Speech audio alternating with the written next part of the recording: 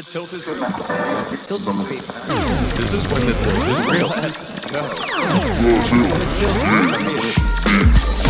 Welcome to another episode of The Tilt is Real Fantasy Podcast. Coming to you live from the chef's table, here are your hosts, James Crease and Juan Pena. Let's go.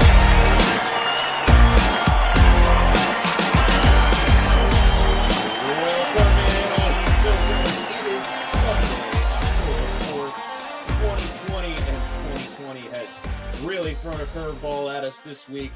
I am here. I am your host, James Crease, FF, the chef himself. Oh man, I'm all over the place this morning, guys. It's been crazy. Welcome in. I am your host, James Crease, joined as always with oh my God, I'm stumbling over my words. I need coffee.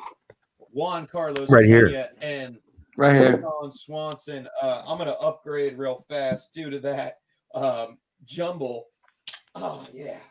I'm going straight for the Red Bull this morning. Attaboy. It's crazy. Late night adjusting some of my rankings due to this COVID catastrophe we are going through. And there's a lot going on. Obviously, the big news that the Titans-Pittsburgh game has been postponed. And now the Chiefs-Patriots game pushed most likely to Tuesday this week due to COVID. And the quarterback for the Patriots, actually, Cam Newton, just was announced as having COVID. And man, this is just a mess, guys. What do you guys think about it? Yeah, there you go, Mr. Swanson. Mr. Swanson's ready. So here's the thing. Nobody's safe. No one's safe. Clearly. I'm masking up everywhere. I'm covering myself in saran wrap. What a year this has been so far. And honestly, I got to say, this is the most interesting year for fantasy football because this is forcing everybody to be creative, to really have to go in there with a whole toolkit and pick apart your lineup and really try to find a way to win. Because left and right, the whole house is coming down. So I think if anything, it's a fascinating year for fantasy football. Aside from all of the craziness that's happening, the silver lining is that it really separates the men from the boys. Yeah, absolutely, man. Absolutely. It does, Mr. Swanson. It makes you have to be proactive, is what it does. And like my shirt says waiver wire heroes, and we have the waiver wire heroes segment that we do. And sometimes you feel like when you say those names, you're being too much of a nerd and you're digging way too deep, but now is the time where that comes to fruition, where you need that. Like that's a great asset to have if you're able to do that. And we're ready for it. That's why the tilt is real. Is we were built for this. We were built for these kind of situations, so be able to help you with your lineup. We sure picked a year to start a podcast. Didn't Unbelievable timing. Unbelievable timing. We always do something crazy with the timing. Last year it was start a Dynasty Superflex when all those quarterbacks went down, and this year start a podcast. Why not? And, Why not? And it definitely has been a struggle. But you know what? I'm happy that we are doing this podcast, and we probably wouldn't be doing it if it wasn't for all the time that we were shut down due to COVID. Yeah, serendipity, chef. Yeah, there's always two sides to it, and I'll stick to the positive side with I'm happy we're here. I'm happy that we are all safe. Those of you that are listening are all safe. And stay safe. We're here to talk about some football, man. So it feels good, doesn't it? Like you got to relish in that. Sunday. Sunday. It's gonna feel like this is the best day of the week. You have the entire day, and I do red zone. You guys do your ticket, and like I spend the whole day just kind of away from the things of men, the realities of the world, and just go into my fantasy football and go into real football and just kind of dive in for a little while and get away from everything. It's the perfect thing to have, man. Yeah, it's obviously going to be a great thing, and I think my headphones are messed up. Just give me a second. Yeah, you're a little bit low, chef. You're a little bit low, but still gives us time to chit chat a little bit and let everybody get in. How about now? No, something's wrong. I think I'm getting your computer. Your computer. I'm getting your computer audio, not the mic audio. Check. Yeah, something's wrong. Yeah, we'll figure it out. All Wait a right. second. Yeah, but in the meantime, like I was saying, like this is the time to be able to dig for those names. Like if you weren't thinking about Zay Jones and Nelson Aguilar and Isaiah Ford and Preston Williams, like these are names that you normally would have never been hearing, or you'd have been like, oh, who's that? Well, we're here to help you with that. We're here to help you be able to put those people in place. There's a lot of injuries everywhere, and I'm sure we'll get to them a little later. But like even Monday night, you're in a situation where Julio Jones and Calvin Ridley are questionable, and you have to make a pivot. You might want to make that pivot preemptively and just say, you know what? That's not guaranteed. I'm not sure if they're going to play. I know Russell Gage is a go, so if I can pick him up, I'll start him if I love that offense, which you should. And then if not, you can pivot today. And there are a few really good options for you to take today and be preemptive about this whole situation. I think I got it now. Boat. There he is. Yeah, Now that you're sounds here. better. Nice. Yeah, I'm in that much same better. boat with the I'm in the Calvin Ridley boat on Monday night. I have the option. I really want to see what happens with Calvin Ridley. I hope to get a designation before 425 so I can decide whether or not to put in Hunter Renfrow. So at least I have a pivot that's Correct. there. And Yeah, Renfrow is yeah. a great option this week. Well, Renfrow is a great option this week, and you know what? If it comes down to it, where you don't have clarity, you have to go with Renfrow and not My man Zach. swing for the fences. Hey, good morning, Zach. Welcome back. What's up, dude? Happy Sunday. Wild week for fantasy football, indeed, man. Indeed, Zach. Absolutely, absolutely. Well, And Zach, it's gonna- you always have the questions for us, man. So if you have any tilts this week, man, let us know. We're happy to help you. We are here for you guys.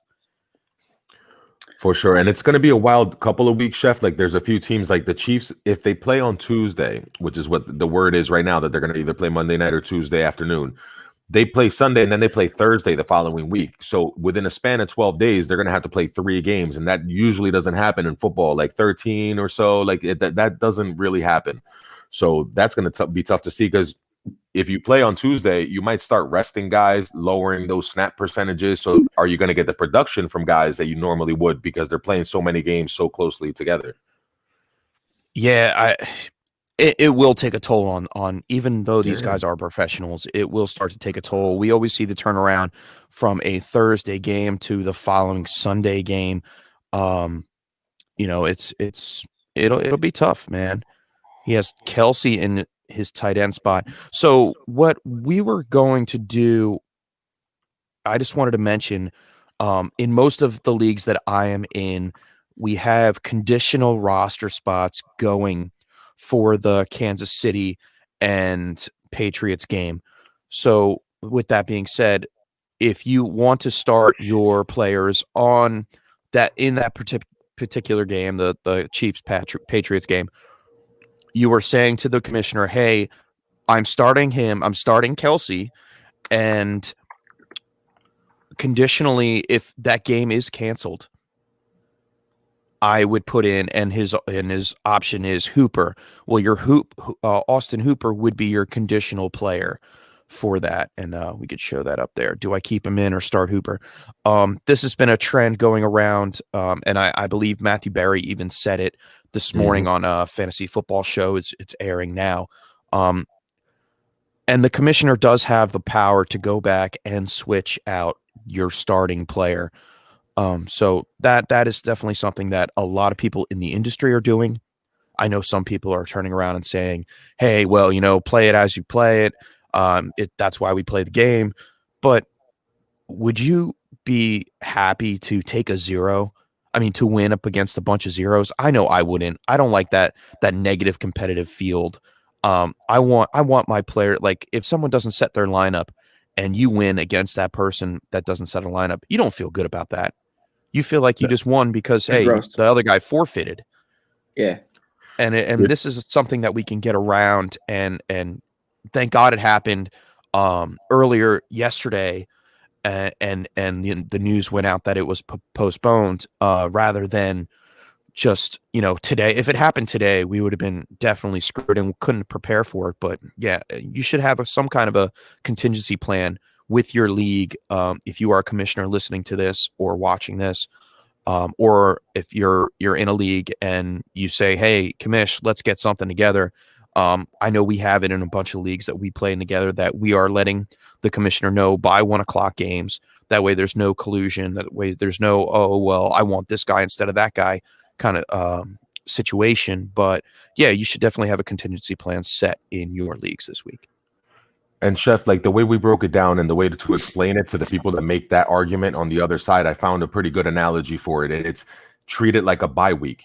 If I knew that the Chiefs and Patriots were on a bye this week, I would have started A, B, or C player in his stead. And you let the commissioner know, like I would start Ryan Fitzpatrick today against the Seahawks. Great matchup if my quarterback is Patrick Mahomes or if he's Cam Newton. The injury with Cam Newton is a different situation because he's on the COVID designated list. He's already on the COVID list, yes. Right. But instead of Patrick Mahomes, you can say, I want to start Ryan Fitzpatrick or Matt Stafford or another great streaming option today, any other great quarterback that has a matchup or anyone just to be able to get some points. So putting that in place and giving the commissioner those two names just makes it really easy. It's not a big deal. So you can retroactively go back and put in the player. And it's an easy solution, I think. But you have to explain to people, treat it like a bye week. If you knew on Wednesday that the Chiefs were on a bye, you may have started Melvin Gordon over CEH on Thursday night. So you should be able to do that. You should be able to make that switch. Yep. Hopefully your commissioner's got something in place. And if he doesn't, you can help him get it in place. Like if you're watching this and you want, like the chef said, shoot your commissioner a text, let him know that that's how some people are doing it. And if your app allows, which hopefully you're using Sleeper because it's very easy to use and customizable and you can do a lot of changes. So if you're doing that, then you should be able to make the change on the fly. Oh, and that's a great question. And the chef, they said it was a false negative, and we got the good news there. Chef, you're muted. Chef, you're muted, Chef. We can't hear you. I heard that it was a false negative. Correct. The reports came out at ESPN that they are moving forward with the game as scheduled as of right now. And if anything changes within the next 2 hours that we're on here, we will definitely let you know. And that's a great matchup. That's a really interesting game, Chef, because we were talking about it off air. And the cornerback situation, all those corners being out, Janoris Jenkins isn't going to play, Marshawn Lattimore isn't going to play, and Trufant for the Lions is questionable. So if you're missing all of those Pro Bowl caliber corners, like good corners, that opens up the passing game big time. So I'm glad that game's going to go on. It's going to be a sneaky good game, Chef. Yeah, I like that game, and I can't wait to get into that game. But let's start it out. We're going to start with the Indianapolis Colts versus the Chicago Bears. Although now it is a 4:25 game, things got switched around after that Patriots and Chiefs game got moved, and I was already ahead on my breakdown sheet, so I'm going to stick with that order. So Indianapolis negative, giving 2.5 points. The over/under is 43. Key injuries, and I'm still waiting for a designation on Khalil Mack. He is questionable, and obviously Michael Pittman is out for the day. What do you think about this game, guys? I love it. It's my kind of game because it's going to be a defensive struggle. Like both teams are really solid defensively. Both quarterbacks have been known to turn the ball over here and there. I look for Foles to maybe find a little bit of continuity with the offense and get the offense flowing, but it's going to be tough against that defense. And you've seen both of them come up with big turnovers. I don't think the Bears have allowed a passing touchdown yet, a receiving touchdown yet. So like they're really solid, and depends on Khalil Mack. If Eddie Goldman, I think, is out too for the Bears, like those injuries start to pile up. But the good defenses with good schemes, like the 49ers, even with the injuries, they still find a way to get it done. So I just look for it to be a really good, solid defensive struggle. I temper my expectations on JT and on David Montgomery, both. That you have to start them because of the situation that we're in. But I don't look for either one of them to have a monster game unless they rip off a big run here or there. There's a breakdown in the defense or something. Yeah, no designation yet on whether or not Khalil Mack will play. The real question is will T.Y. Hilton finally make a splash? I think he does. I don't know necessarily if he gets into the end zone, but with Zach Pascal and him being the main targets on the field, obviously you can mix in Mo Alley Cox if you need a tight end fill in. But I think it's going to be more of a running game. They will have to stretch the field out a little bit, and man, it's going to be tough. But obviously, you're playing him this week if you have to. I just don't see myself in the situation where if I have a better player than T.Y. Hilton, especially with everything going on this week. Yeah, if you drafted him, you're probably starting him. You're just really kind of waiting for that push over the edge that you normally expect from T.Y. Zach had some really good options though. Last time when he said T.Y., he had T.Y. and then he had like 3 or 4 options if I remember his roster right when he asked last week. So there might be a better option for you there than facing that defense, that Chicago defense, and you can pivot. I would pivot if I could, personally. I mean, your main starts, obviously, and you mentioned JT earlier, Chicago 21st versus the run. So you can run the ball on them. Right. They're giving up like 21 fantasy points a game to the running game. So Nyheim Hines is not going to be running the ball. He's going to be a pass catcher. So it's Jonathan Taylor day all over again.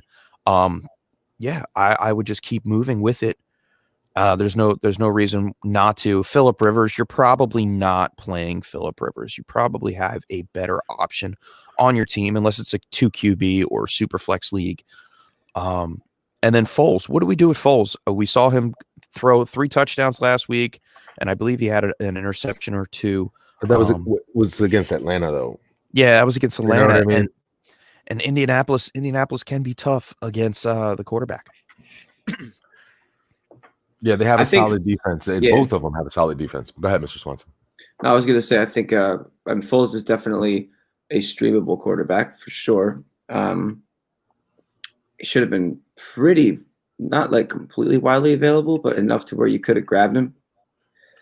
You probably have to at this point. You could be the Cam owner. You could be in, like you said, Chef, in a super flex or 2 QB league. Like, he's definitely rostered and out of checking his availability piece. Yeah, he's still like 28% owned. That has to have gone up. He's not a terrible option. Foles isn't a terrible option, and I would take Foles over Phillip Rivers because I think, like the Chef said, they're going to try to focus on the run and give it to Jonathan Taylor and control the game that way. So. Yeah, I think what's going to happen is that the Colts will take over this game at one point, and the Bears will have to start throwing the ball a little bit more. But either way, it's going to be a close game. I have Indy winning by a field goal, right, real close with that over under and the 2.5 point spread. Anybody else? Two people that I like to mention. Anthony Miller does have a chance to do something this week. Allen Robinson, he gets at the Xavier Rhodes matchup. And we saw Foles hit Anthony Miller last week. Beautiful wide open pass in the middle of the field. Now, going back to week 1, we saw when Minshew was able to filibuster a little bit on his routes and hit open wide receivers in the corner of the end zone. So I like Anthony Miller this week as a sneaky play, and a very sneaky DFS sleeper, Darnell Mooney. And I keep bringing him up because he keeps getting touches. The kid is catching every ball that is thrown to him. Yes, he's only getting 3 targets a game, but he's doing very, very well. He has the best matchup going into this game as far as someone that may score a touchdown due to the cornerback matchup. A lot of times, Chef, that seems like it's a really sneaky, deep dive you're taking. And because of the roster construction right now and the current, situation we have with the injuries, that might not be a terrible play. When you think about a backup quarterback who he practices with is usually the second team guys. And if a lesser known guy like that has a good rapport with Foles, he might trust him. And like you said, take advantage of the fact that I'm not going to throw against Rhodes and I'm going to try to avoid the tough matchup and go to that. So maybe it could be a game where you see him and he scores a touchdown for you. Yeah, and especially for DFS, if you're playing in tournaments with a lot of players, picking the hot spots, and you only have to pay up, I think it's like $3,200 for Darnell Mooney in your flex, so that's a real cheap, sneaky guy that you could add in, and it might end up winning you some money. Anything else on this game, gentlemen, or are we just moving right along? I'm good. All right. Silence speaks. We're moving on to the Jacksonville Jaguars versus the Bengals. It's a 1:00 showdown. Cincinnati giving 2.5 points, and the over-under is 49.5. This is the Tiger King showdown, man. We got to bring him. We're You gonna know, need that. We're gonna need that drop, Mr. Producer. Yeah, that Red Bull, man, it's starting to kick in now. So let's go. The Tiger King showdown. Yeah, definitely some points are going to be scored in this one. And I think it starts with James Robinson. It sure does. On the Jag side of the ball. Another big day for the undrafted free agent. Cincinnati, 29th against the Rush, giving up 26.8 fantasy points. This guy is electric, and I totally missed on this guy. I wish I owned him somewhere. I got a couple shares of him. James Robinson, just from the eye test, man, he looks great. He makes people miss. He makes things happen. He fights for those extra couple yards. He holds on to the ball. And I have him like 2 or 3 leagues I got him in. I'm very excited about having him, especially this week up against that weak Bengals front. Yeah, well, you saw what Nick Chubb and Hunt were able to do to them a couple weeks ago. They're susceptible to the run. The Bengals are for sure. So James Robinson's a smash start everywhere. And if you didn't get him, it's too late. Like, he's already being treated like a starting number 1 running back. And I mean, he should. Opportunities king, and he's touched the ball 17 times each of the last games that he's played in. So he's getting the carries, he's getting the work, and against that defense, he's a dream matchup and definitely somebody you should look into in DFS. And if you need to make a move, that's a guy you can trade for maybe. And if you own him, maybe it's a sell high moment too. Yeah, it could be. I'm looking at one of my rosters right now. I have too many running backs, too many viable running backs right now. Just out of I'm starting Kamara and Taylor. And then in my flex, I'm starting Gurley. So I have Robinson on my bench right now because I got to start Bobby Trees, and I can't bench Metcalf or Hollywood. So I'm like, what do now? That's a good problem to have. That's like a humble brag. You know what I mean? That's a good problem to have. What was that again? But I might start James Robinson over Gurley, Mr. Swanson. I don't know. That's what I'm thinking. I don't know. I might start Robinson over Gurley, which is crazy to say. We would have had this conversation with this 2020, bro. Like, you're starting James Robinson over Todd Gurley. If you told me this last year, 2 years ago, you're like, you're crazy. You're in smacked. Yeah.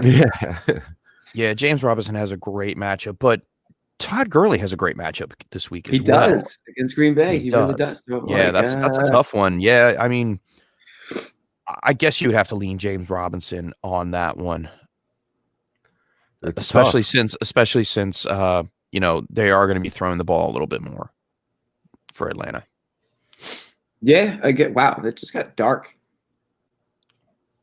out of nowhere. In your house? Yeah, yeah. It's just the sun. Oh, is it raining outside and we don't know it yet? Is that what's going on? I don't know, man. I'm at the chef's table, man. It's dark in here as it is, and I need a light just to go live stream. It's a beautiful day outside, Chef. Didn't you buy a light for your? Didn't you buy like? Yeah, it's on. It's on. Light? Yeah, yeah. I bought 2, and one didn't work. Thanks, Staples. You know how I feel about Staples. Yeah. Staples. You hate it when you jam one in your finger. Exactly. Yeah, pretty much. Yeah. Staples are usually not allowed in the kitchen, but this isn't the kitchen. This is a broadcasting studio. I dig it. So yeah, as far as the this game, it should be really fantasy relevant. A lot of people's smash play of the week is Tyler Boyd after the big 10 catches, 125-yard game last week. Like, that was a really good performance for him. And you expect the same thing. You expect Burrow to keep shining. AJ Green is going up against CJ Henderson, who's a rookie, and we've seen him get picked on a little bit. Like, he showed promise the first couple weeks, but you've seen him get picked on, and AJ Green might hit him with a double move. Like, there's a lot of different options here in this game that I like. The one I'm trusting the most is Tyler Boyd. Like you said, he has a great matchup. And I'm not so convinced that AJ Green is going to keep his job. We've already seen T. Higgins outshine John Ross and be that third wide receiver. I think what eventually happens is that he's doing so well that Burrow starts to target him more on the long bomb passes on the outside than AJ Green, because we all know Burrow wants to win. He has that competitive mentality. Mm-hmm. Why would he keep stumbling with AJ Green? AJ Green was not up to game speed, obviously, and he said he was scared to go up and catch the ball and what was going to happen when he came down. So I think Higgins starts to shine sooner rather than later, and much faster than we all expected, for sure.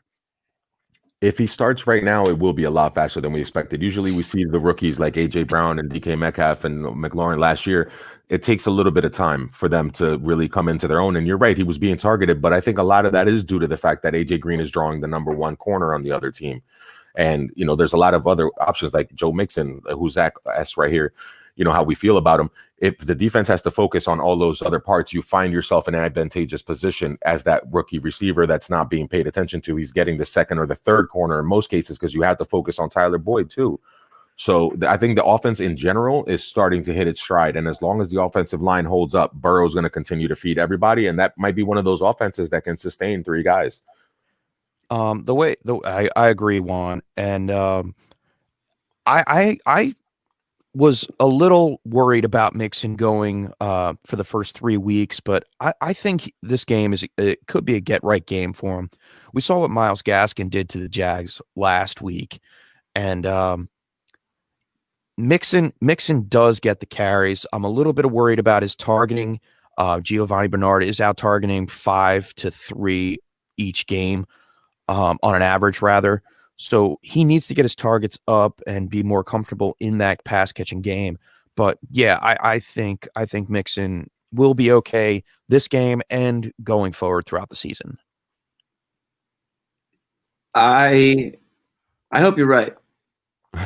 Me too. I really hope you're right about Mixon, man. Me too. It looks a little scary right now, man, but that schedule does open up a little bit, and I wish I could pull it up real fast. But you can, because listen, this game is one of those games where they shouldn't be in a negative game script where they have to be coming from behind and just throwing the ball. This might be a game where they actually are competitive or in the lead even, and against the Jags, and then you'll be able to lean on Mixon, and he should get the usage today. Big word should, of course, but should. Yeah, I mean they do have Cleveland, Tennessee. Right, they have Baltimore, Indy, and then Cleveland, Tennessee. Those are good matchups. Yeah, those are better matchups, yeah. And then they have the bye in week 9, Pittsburgh and Washington, and then they play the Giants and Miami spot plays in week 12 and 13, getting into your fantasy playoffs, right there on the cusp. So yeah, and then Houston, if you make it to the fantasy finals, he plays Houston Texans in week 16, which is a great matchup for running backs. So yes, you are not getting a running back 1, and he wasn't drafted as such. He was drafted as a running back 2.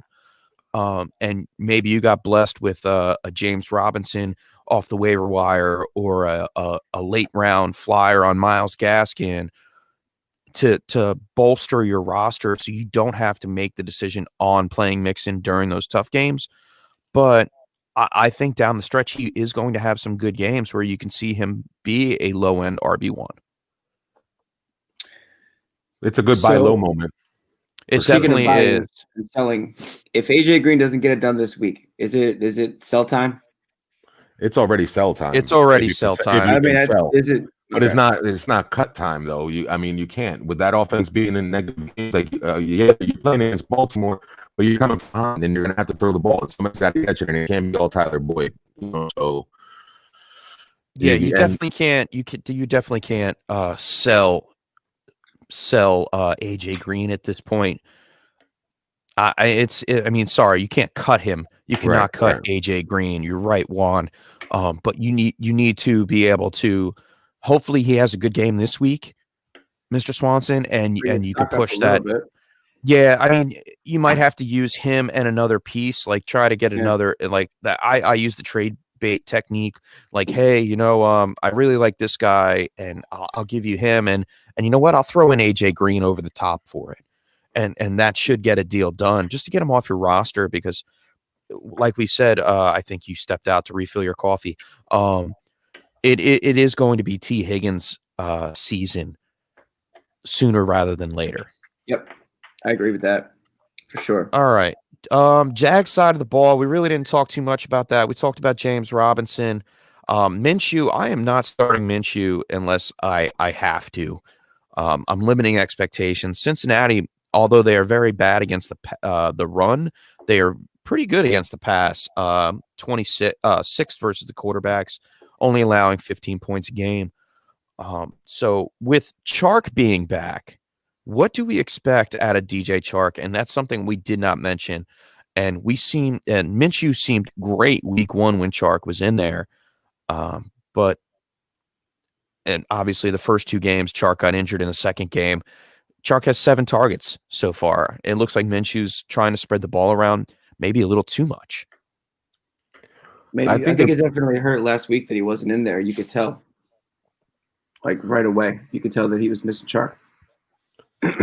He's your number one. When you're missing your number one wide receiver, and he's a big target, he stretches the field. He's a red zone target that he loves. He's a guy that you're going to go to on 3rd and 7. Like, he's your go-to guy. And when you're missing that, the whole offense can be thrown off. And you saw Minshew in that Dolphins game. He was check down Charlie. All he was doing was dumping the ball off to James Robinson, who benefited greatly and had a bunch of catches. And, you saw Eifert catch the ball as well. So, like, he used that because he had to. I think in this game, they might try to open it up a little bit more. Yeah, they're going to run it and they're going to lean on James Robinson, but they're going to have to throw it at some point. And Chark being there at the very least opens things up for everybody else. And I think it could be a really good game for Chark, who's back healthy and probably eager to get on the field. I like it. I'm not trusting Laviska Shenault until I see more.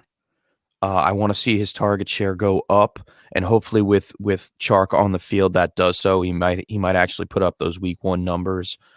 Back to the Bengals side of the ball, and my last guy I want to talk about real fast. We saw a small sample size of usage last week with Drew Sample, but I'm telling you, the Jags are 30th against the tight ends. We saw Mike Gesicki tear them up. And I think Drew Sample this week, if you don't have a good option at tight end, could be, or you have one of those guys on Monday night or Tuesday with the Patriots, like say, hey, you have Kelsey and your league doesn't have that conditional. Sample could be a guy you could probably pick up off the waiver wire and play this week, and he should score you some points. He hurt me last week, Chef. I'm not gonna lie. I think he hurt all of us, Juan. We were expecting a big game. Yeah. Hopefully this is the week that he does it. Another guy on our waiver wire sheet was Dalton Schultz. He was still available, and he's on our waiver wire heroes this week as well. Also a good streaming option at tight end. But who you guys picking for this game? The Jags, Bengals. Who do you like? I think the Bengals get there for a dub, though. I think they do. I think they get that. I agree. That tie last week, they could have won that game. And I feel like Burrow, like you said, is a competitor. And I think they find a way to win that game. Yeah, I think the weapons outweigh one on each side. Even though with the poor defense of Cincinnati, I think they find a way to win this week. Good for them. Good for Burrow. Good for them. Let's go Bengals. Yeah, right. I like it. Well, I said it was the Tiger King matchup, not the Jaguar King matchup. So yeah, Tigers will be king this week. Go Bengals, go. Okay, moving on to our next game, Browns versus the Cowboys. Dallas giving 4.5 points, and the over-under is a whopping 56-point over-under. Man, there is, gosh. It has to be when your quarterback some points. When your quarterback threw for 472 yards the week before, like, you have to find a way, like, to put points on the board. They're gonna score points in this game. Absolutely. And I am checking. I'm still waiting on the injury designation for Denzel Ward and Kareem Hunt. Denzel Ward is still questionable with the groin, as well as Kareem Hunt questionable with the groin. I can't wait for these injury designations to come out, man. It's going to help us out a lot here. Because there are so many things going on with that Cowboys wide receiver core. They are just electric. Like you can only hope to slow them down. You can't stop them. If you had to put them in order, just the 3 wideouts for Dallas, where do you go? I still say Cooper, Gallup, and CeeDee Lamb for now. Yeah. I'm going to switch it first, too. I'm going to go Gallup, Cooper, Lamb. Ooh, I like that. If Ward plays, I like Gallup over Cooper, like Mr. Swanson. If Ward does not play, then I like Amari Cooper, then Gallup, and then CeeDee Lamb. Right. Yeah. Ward is most likely going to play. He's been questionable for the last couple weeks. And we know, Juan, you're a big defensive guy. Greedy Williams not able to get on the field yet. Yeah, that's it. And I think Gallup could have a smash game in this one. And CeeDee Lamb as well. He has a great matchup. Yeah, the corners for the Browns aren't very good right now, and the injuries don't help. They lost Grant Delpit, the safety that they drafted out of LSU this year. So the secondary in general, it's a question of whether or not Myles Garrett is going to get in there. And we saw for the Cowboys, Lyle Collins, the good offensive lineman that they had, he's out. So when you lose a guy like that and you're facing Myles Garrett, like last week they were forced to play Zach Martin, who's normally a guard and a very good guard, probably the best in the league. And they had to move him to tackle. So when you're playing out of position and you're going up against an all-world pass rusher like Myles Garrett, like that's what scares you off a little bit. Like that could be bad for Dak this week. They might have to rely on the run more than they normally have been this year. I mean, they have Ezekiel Elliott to do that, so it's not like they have a poor running back. Yeah, so I think Zeke could get a little bit more play, and on the other side, like Browns, they want to run the ball. Mm-hmm. And I think they do. I mean, Dallas 30th against I'm sorry, maybe that's not the right number. Nope, it's not. Dallas, they are giving up points regardless of it's the run or the pass. So look for the Browns to stick with their tight ends, blocking for the most part. Them with the two running backs, Kareem Hunt and Nick Chubb. If Kareem Hunt doesn't play, Nick Chubb's going to have a game. I think he has a game either way, Chef. They have to run the ball, and they're not going to try to win a shootout against the Cowboys. That's not what Stefanski's going into Dallas thinking about. Like, that's not their plan. That game is not. That's not what he's trying to do. They're going to try to feed Nick Chubb regardless, and if Hunt is there, they'll feed them both, like they did in the Cincinnati game and other games. Like they have to run the ball in order to win. Morning, Mario. Sorry to cut you off at the end there, Juan. No problem. Good morning, sir. How are you? Welcome. Thanks for joining in. Oh, and we have a question. Let's see it. DeAndre Hopkins didn't practice all week. However, he's expected to play. Do I start him with confidence or should I replace him with Anderson? Thanks in advance. I like that the tilt that he has involves the same game, and the way Robbie Anderson's been playing, you got to think about this long and hard, man. Like, I love Nuke, and he always thugs it out and toughs it out and comes out and plays regardless of what the injury is. Like, but I like Robbie Anderson a lot this year. He's putting up numbers. He's getting the targets. That's a really tough tilt. It is, because it feels gross to bench a starting DeAndre Hopkins. Right.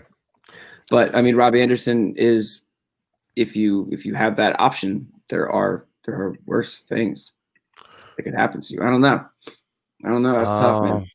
I would definitely wait till the last minute on that. Hear the news, see how he's doing, try to get some clarification. Like around 11:30, we'll know more as to whether or not he's going to be, full go. Because if he's 90% Nuke, he's still Nuke. Like, yeah, I would say that if I started to see any sort of positive, any positive news right before the games, or like around 11:30 noon, then yeah, I'm gonna fire him up. Yeah, definitely watch for him and Christian Kirk are both a game time decision. And it looks like Hopkins will play. And if Hopkins plays, he'll be just fine. I have a little bit of reserve on Robbie Anderson this week. He will be getting that Patrick Peterson treatment. Yes, Patrick Peterson hasn't been doing great this year on his shadow routes, on his shadow coverage, but I think it could be a sneaky DJ Moore game. You don't think Moore gets Peterson? No, not the way that Mike Clay was breaking it down. I mean, I can pull it up here real fast and I want to look.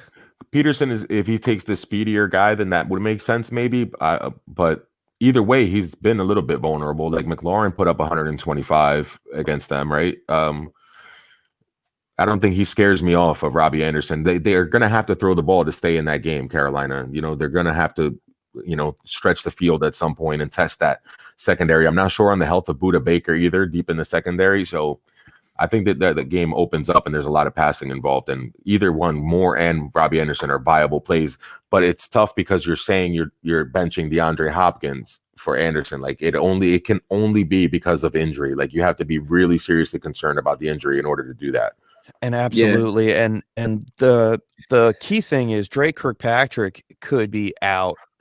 Or he is out. Mm-hmm. And if he's out, then that is one less coverage man that you have to worry about. Drake Kirkpatrick, not really a good pass cover. I was going to say, he's not the best anyway. Kind of wish he was playing. And the way I'm looking at the splits here, Robbie Anderson and DJ Moore switching sides quite often. Robbie playing 33 from the left and 39 from the right. DJ Moore playing a little bit more to the left side of the ball of the field, 46%. But yeah, I think DJ Moore has the real smash setup there. But yeah, if DeAndre Hopkins does not play, Robbie Anderson is definitely a good fill-in. Oh, fantastic fill-in. But I think he's saying even if he does play, is he hurt enough to where you might want to fade him and bench Hopkins? And I think I have to say no. I think I have to try to roll the dice, man. Like if he goes out and hurts his ankle in the first quarter, it doesn't feel right, or they use him as a decoy, you get burned. But you rather get burned that way than get burned and he has 10 catches for $150 again, and you missed out on all those fantasy points, or just finds the end zone 2 or 3 times, which is possible too. And Christian Kirk not being 100% actually adds to it as well. I think Andy Isabella could have a game today. I can see that. He's a sneaky start. If he's available, I'll say that last night to Juan, actually. Yeah, Andy Isabella could be a sneaky DFS guy as well. It's actually a little expensive. I think we found out. Just getting back to the Browns and Cowboys game. We talked about the Stefanski game script to run the ball. But I think the Browns may try to air it out a little bit, man. Dallas 31st. They may have to. Yeah, they're going to have to. You're right. Yeah. I mean, Dallas 31st against you're welcome, Mario. You're welcome, Mario. Dallas 31st against the pass, giving up 34 fantasy points per game. I mean, is it an OBJ week? I mean, he missed practice with a back injury earlier this week, but he will most likely play. And Landry seems to have the better matchup this week. Are you trusting Landry? Anything more than a wide receiver 2? Not more than a 2. I'm not going to project him to be more, but he has to be started. Right. I agree. And I mean, OBJ is going to get the Trayvon Diggs if he plays treatment, because he's also a little bit banged up. I'm not sure about the status of his health. You know what I mean? But he's been getting picked on a lot, and you saw like DK just worked him. And I know DK's coming into his own and he's running routes great, but he's not the route runner that OBJ is. And if they've given a little bit of time, they're going to take their shots down the field, and they may have to if Dallas does what they're supposed to do on offense. And Vegas has it at 56 points. I trust it to be a high scoring type of game. And regardless of what Stefanski's ideas and plans are, it would take a lot to hold the Dallas Cowboys under 30 points, meaning that Mayfield's going to throw the ball. And OBJ eats all day on double moves, deep routes. Definitely a game where you could see some highlights from OBJ this week. Yeah, and if you are in QB2 Superflex leagues and have Baker, I think today is a day to fire him up. Dallas 30th against the pass. And like you said, Juan, they are going to struggle on the road regardless. They're going to have to throw the ball. They're most likely going to be playing from behind. I think Baker tries to air it out a little bit more often, as long as he stays comfortable in that pocket. And that's the main thing. Does Dallas get pressure like we've seen the Ravens get on the Cleveland Browns offensive line? The answer to that is probably no, because the Cowboys haven't done it so far. You saw Russell just standing around like a statue for the most part and just launching the ball wherever he wanted down the field to Tyler Lockett and DK Metcalf. Like it was too easy. So I don't expect it to be that easy or to look that comfortable for Baker. I don't expect it to be that clean. But yeah, OBJ, my man, Frank Duffy. I think OBJ gets a couple shots down the field. Whether or not they convert is another thing, but I think he definitely is going to get a few looks down the field. And that's what you want. You want opportunity and you want maybe a home run. And I think that's OBJ, our man, Frank Duffy from DHH, the editor-in-chief. Editor-in-chief from Shaolin. Interim editor-in-chief as of right now. What's up, Frank? He does a great job. Shout out to Shaolin. Yeah. He's from Brooklyn, right? I think that's what he is. From Staten Island. Staten Island. From the slums of Shaolin. Yeah. All right. Dallas 4.5 points. Given 4.5 points, and the over/under is 56. Who are you guys taking in this one? I know Mr. Swanson. You said the Cowboys struggle on the road. Yeah, they do. So the Browns struggle on the road, right? Oh, the Browns. No, Cowboys. I think it's at Dallas. Oh, is it at Dallas? Then then Dallas is a smash win for me, Chef. Oh, I had that backwards. Yeah. Yeah, I was taking Dallas either way. I'm but taking Dallas. yeah. I'm taking Dallas. With the points, Ooh. you giving the point? There it is. It's going to be closer than we think, right? It's a 3-point game in it. I mean, if I had to take the I mean, it's a gamble. It's not one of those games that I'm hitting. I'd rather play the money line and pick Dallas in a bigger parlay. If I had to take the points, I'd be a little iffy about that 4.5 point spread that Vegas has got going on right now. Yeah, I would probably take the Browns with the points on that one. I think it's going to be a little bit closer. Dallas, 2 games just coming back and getting almost They won beat. one and lost the other one against Yeah. the Seahawks by 7. So I mean, they're in close games. Yeah, I like the Cowboys to win at home though. They need to win more than I think the Browns need that win. Like this is a huge game for the Cowboys. Especially 1 and since 2. that division, that disgusting NFC East division is up for grabs. Yeah, I mean, you could win the NFC East by just winning your divisional games, you know what I mean, and end up with 7 wins and get into the playoffs. So that's not a big deal, but still feel like they need to get it right. And McCarthy didn't come there to go 1 and 3 and have the Cowboys national media coverage like go crazy over this. Like they need to win this game unless Myles Garrett somehow completely destroys this game and they can't stop Chubb. Like there is an avenue for the Browns to win, so it could be a close game. So I don't like the 4.5 points or the spread. I think it's a close game, but Dallas finds a way to win. Dak's Right. on fire. Dak's on fire right now, dude. And those those weapons that we mentioned a little bit ago, they're just going to be tough for Cleveland to stop. All right, and then Okay. Frank wants to know what everybody's doing with the Kansas City New England game. Frank, if you weren't with us at the top of the show, we did discuss this. We are most likely using a conditional pick in most leagues for the Kansas City New England game. Get with your commissioner and your league mates and make a decision before the 1:00 kickoffs. I know, like once again, I said this at the top. Get your picks into your commissioner before the 1:00 game start, so there's no scrambling around. Yeah, like you're the commissioner in one of our leagues, Chef, or a couple of our leagues, and A couple of them. a couple of them. So yeah, so I immediately sent you Ryan Fitzpatrick and DeAndre Swift. Those are my backup options. If Mahomes and CEH don't play, if the game ends up being considered a bye week, and I think it's important to word it that way to make sure that everybody knows that you have to treat it like a bye. That's a really good point. You want to use. Yeah, that's a really good point. Sorry to cut you off, but the verbiage for bye week sounds a lot less threatening than because people are up in arms. You know what I mean? Like, well, what am I supposed to do? How is this going to work? Bye week, just the same way with the Tennessee Pittsburgh game. Yeah, bye week is a great way to script it, and it is. That's how you should treat it. You should treat it like a bye week. Yeah, because if you knew that the game was going to be, out, it wasn't going to be a game, those guys weren't going to play, then you would absolutely treat it like a bye week and be preemptive and put your players in. Yeah. Hopefully they play on Tuesday, because how awesome would that be to have football Sunday, Monday, and Tuesday? That's awesome. Yeah. Especially that game. Middle of the afternoon, 1:00 game. Oh, that would be awesome. Yeah, some of the blowing up on a Tuesday. I have some of the conditionals in some leagues. Even the Kansas City defense, people are conditionally playing Arizona. People that are starting Tyreek Hill. One person's conditionally starting Robbie Anderson. And we just talked about Robbie Anderson a little bit. So those are a couple things. Juan, I'm looking at yours, Mahomes and CEH playing, Fitzpatrick and DeAndre Swift.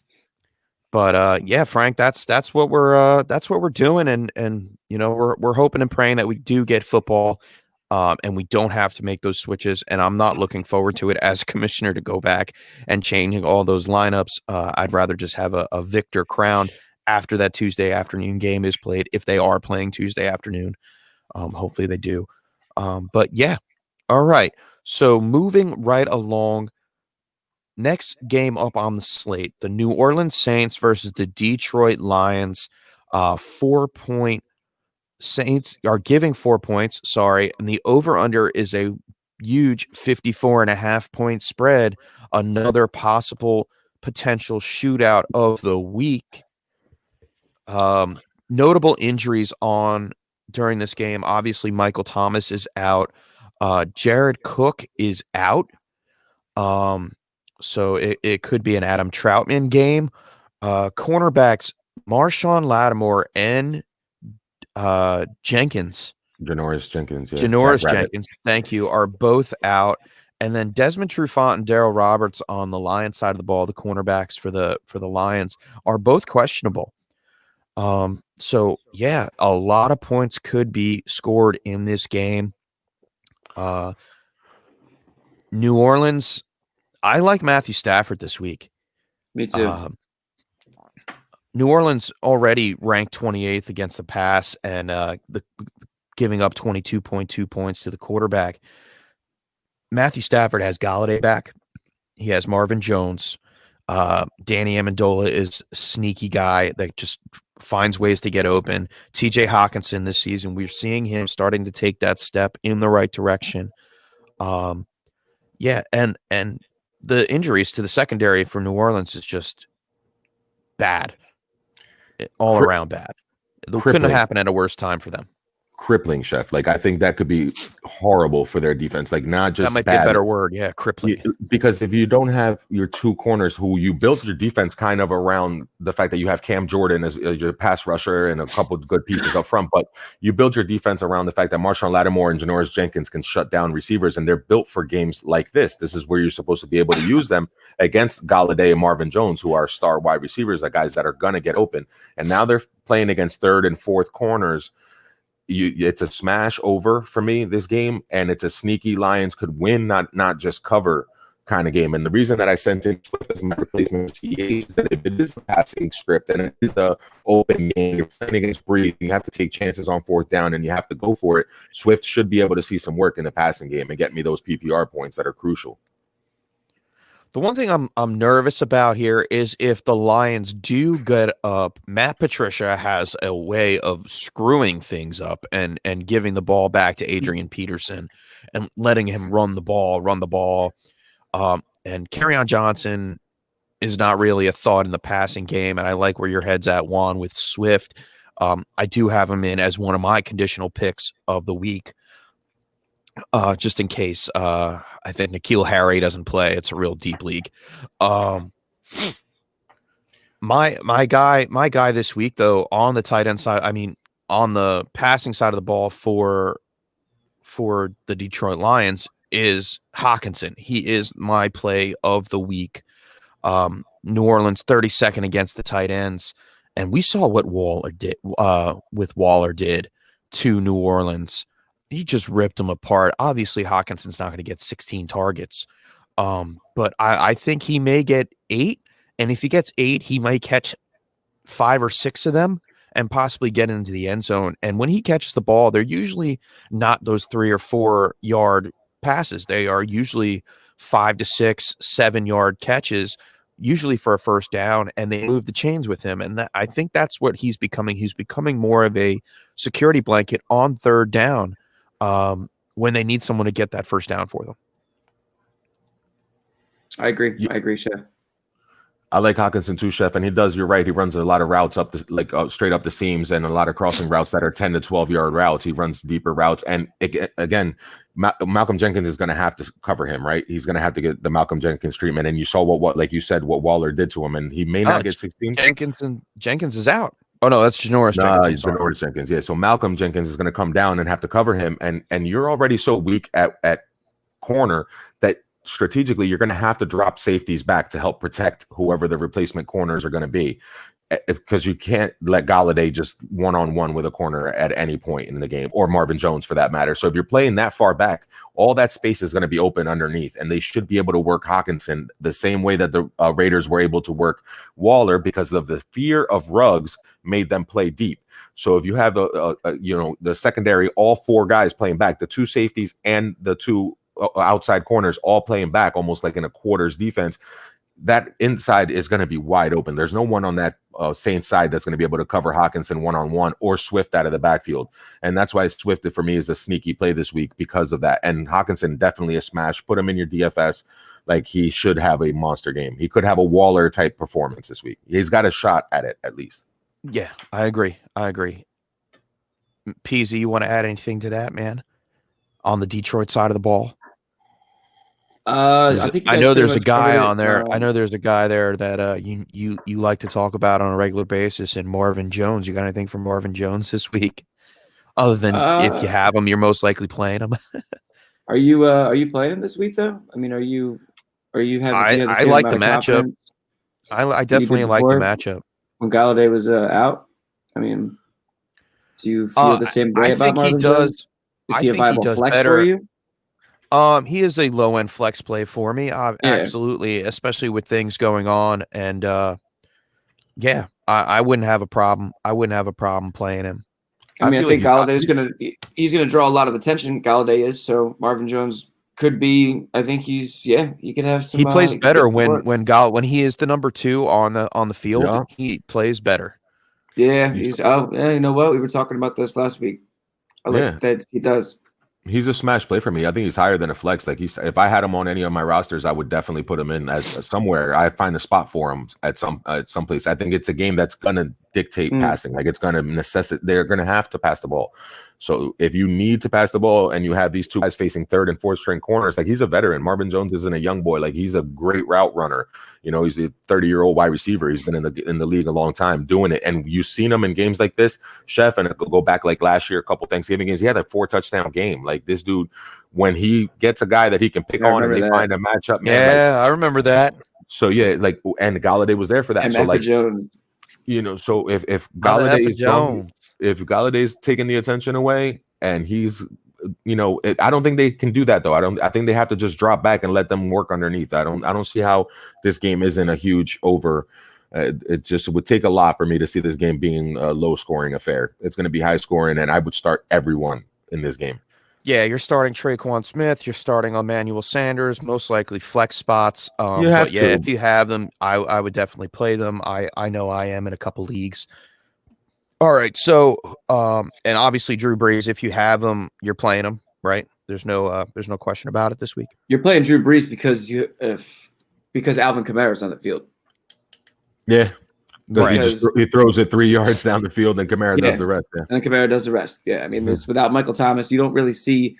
I mean, the Saints could go 0-3 for the first time since like 2015, 16 or something. I mean, when there's no Michael Thomas, Drew Brees doesn't quite look the same, but it's just the same way with Hopkins. When Hopkins is out, Kyler Murray doesn't look the same. Right. So, Michael Thomas. Well, we haven't seen that yet, but yeah. Yeah, but I hope we don't get to see that. Yeah, I agree. I hope we don't see that. But it's just like you complete me. It's like the other part, But having Alvin Kamara on the field absolutely drives up Brees' stock, which seems to be people seem to be a little shaky on. Right. You have to be. He hasn't looked as good, and he's not throwing the ball down the field at all. And you're absolutely right. Without Michael Thomas, he's not the quarterback he was. And but Kamara does boost his value. And again, against Detroit, you're gonna have to throw the ball. I think that's not a game where they're gonna try to run and rely on that. And they have a really good offensive line, and they're gonna use Latavius Murray as much as they use Kamara, and they're gonna try to control that game. But I think the Lions find a way to keep it so that they have to keep their foot on the gas and keep going and throwing the ball. And yeah, you have to start Brees and you have to start Kamara. I mean, so you're starting your starters. Obviously, we're not taking anybody out of there, and I don't want to cut you short, Juan, but we do have more lineups to get to. Who are you guys taking in this one? Saints giving 4 points. Who do you like, the Saints or the Lions? PZ, go first because I think I already know Juan's answer. He said it earlier at the top of the matchup. I want to say Lions because there's it's decimated on the defensive side of the ball in New Orleans, but I think Drew Brees finds a way to win. I'm going to say Saints.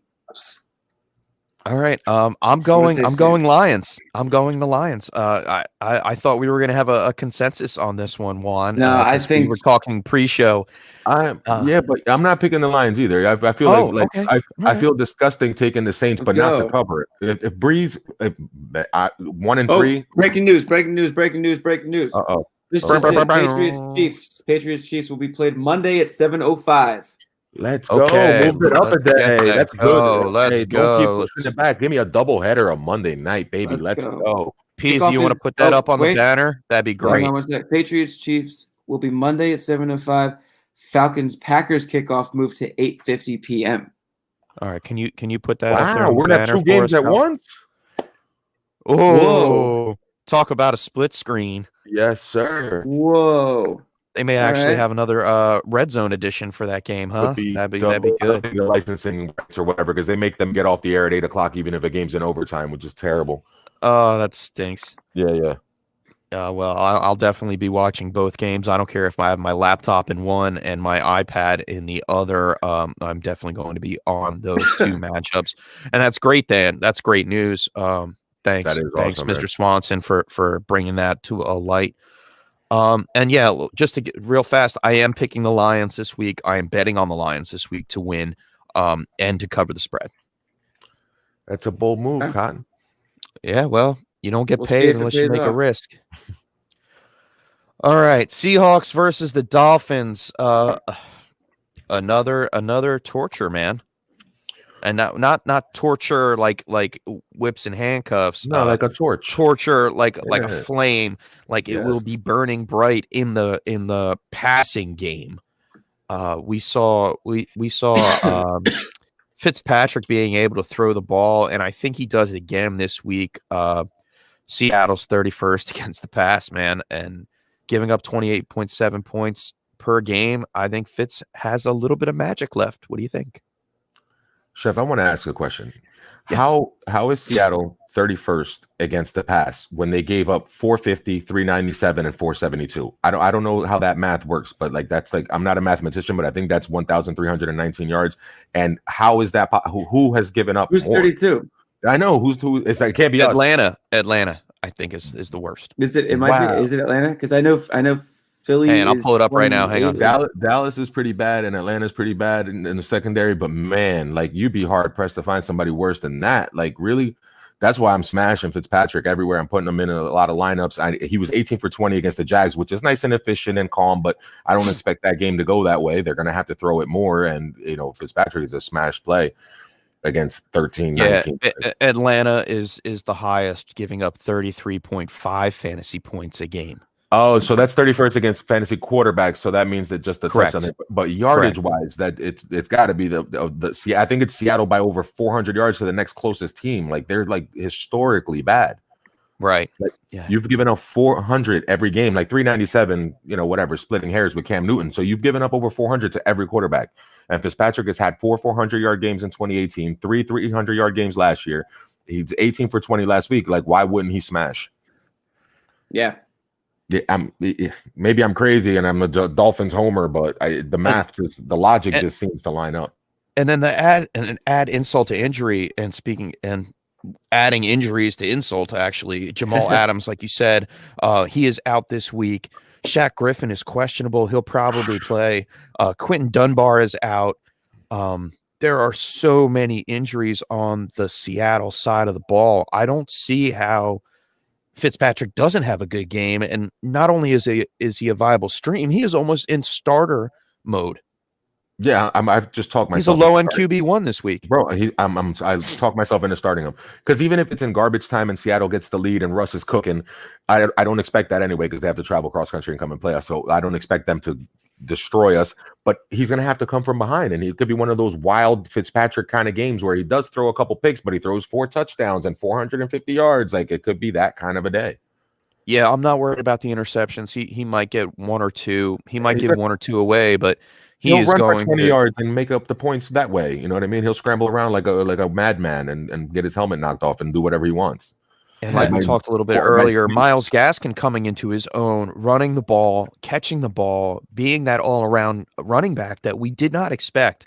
How about Myles Gaskin, man? Yeah, when the Dolphins made the move, for Jordan Howard and Matt Breida, we thought those were going to be the staple. Little did we know that I guess he was a 3rd-round draft pick last year. Juan, you'd probably know better than me on that one. 5th-round draft pick. He was a 5th-round draft pick, so even later. Yeah. And apparently he was just kept a secret last year. They saw news. Patrick Laird again. Okay, bring it up. Waiver wire heroes week 4 have Myles Gaskin running back. Let's go. Absolutely. And he's 40. What is that? 48.4%. 46.4. 46.4. So he's still available in almost 50% of your leagues. Go out and get him Absolutely. if he's available. Excuse me. Get that boy. Miami's coming off big win last week. With Fitzpatrick, we're saying Fitzpatrick's going to have a good game. I believe Devontae Parker and Preston Williams are a smart start this week. Definitely a smash play for Parker. Are you playing anybody else on the receiving side of the Dolphins? 100% Gesicki. Yep, Mr. Swanson on the money. 100% smash play Gesicki.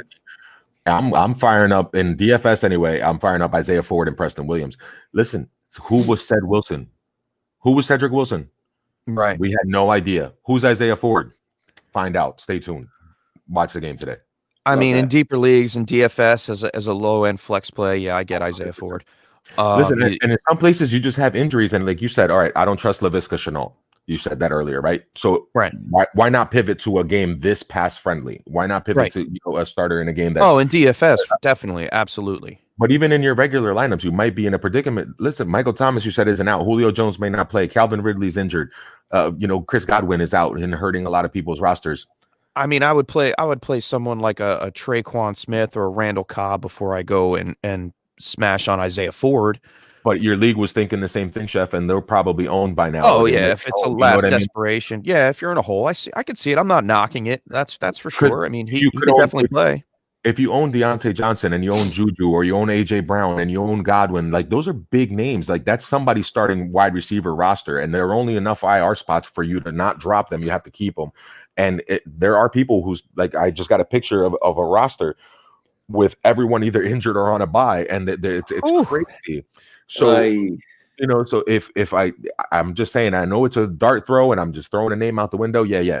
Isaiah Ford or Preston Williams this week are definitely plays against that. You said it. No Dunbar, maybe Griffin, no Jamal Adams. They're going to score 35, 40 points because that's how Seattle's built right now. Carson's banged up. Hyde is banged up. You're going to have to rely on the passing game. And then Ryan Fitzpatrick is going to have to throw the ball.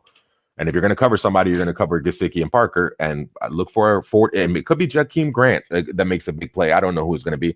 But somebody on the other side that's not Devontae Parker is going to have a game today. Yeah, no, I agree. It's definitely. I think Preston Williams shows off a little bit this week as well. Yeah. What about the other? What about that other side of the ball? The other side of the ball. I mean, there's no question you're playing DK Metcalf and Lockett. Lockett's ranked second. Metcalf is sixth ranked PPR wide receivers so far through 3 weeks. There's no reason why you're not. Chris Carson a little banged up, but I think he's a go. Carlos Hyde, we're still waiting on him. Mm-hmm. Yeah, I think Chris Carson plays. And Miami's okay against the running game. They are not the best against the running game. So I think Chris Carson is a viable play. If you have him in your lineup, you're obviously going to play him. But yeah, DK and Lockett definitely smash. And as long as Russ is cooking and continues to cook, man, keep him in the kitchen, man. That boy cooking, man. I love watching him play. He's so much fun to watch. Oh yeah, and they're going to take their shots. I know this isn't news. Yeah, but it's not breaking news. But I just love. I don't know, man. He's just so much fun to watch. I'm so happy I grabbed him in. I think I have him in 2 leagues this year. Russell Wilson. Dude, I don't have him anywhere. I'm so upset. And it was a couple. Oh, man, yeah, that was. It was either you were taking Dak Prescott or you were taking Russell and seeing how long he would come back around to you. And in Superflex leagues, he wasn't leaving that second round without getting picked up. Excuse me. But yeah, okay, so. Seahawks versus Dolphins. Who are you taking? Is the magic gonna happen for Miami? What? They're on a roll right now. You saw the energy last week from them in that win, and it's like, where did the Dolphins come from? Where did the Dolphins come from? And they could be beaten the secondary, and I think that's where they're going to get most of their points today. It's just going to be beating them over the top. Dude, what's Vegas say about this? I'm leaning Fins. I want to see Fins do it, man. Are giving 6.5, and the over under is 53.5. All right, listen, I can see that totally happening. I want to My heart says Dolphins. My head kind of leans Seattle. I don't know. Juan, what do you think? All right, I can paint you a picture where we actually hold them down because our corners are bad. I think Byron Jones is going to play. Is he going to play, Chef? I'm He's not out. sure. He's out. All right, then. Yeah. All right, they win over, but they don't cover. There's going to be Fitzmagic, and it's going to be like, all right, I like that. listen, all the Seattle games have been high scoring, wild, last play kind of games, and they find a way to keep the games close. And this one, they, like I said, they had to travel across the country, play an early game against Miami. It's a kind of a trap game normally, so I'm not calling for us to win, but I do think we cover. I think we cover that spread, but it will go over.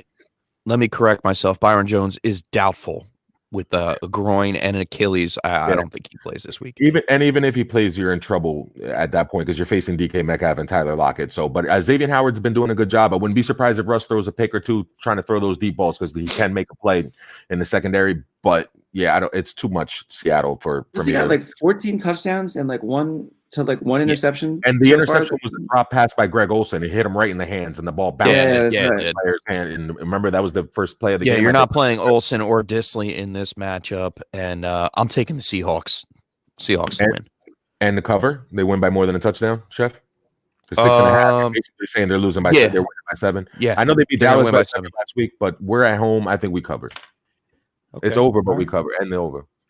Yeah, I'm sticking away from those. Vegas is putting those lines up, man, and those over unders. They're hitting them on the head.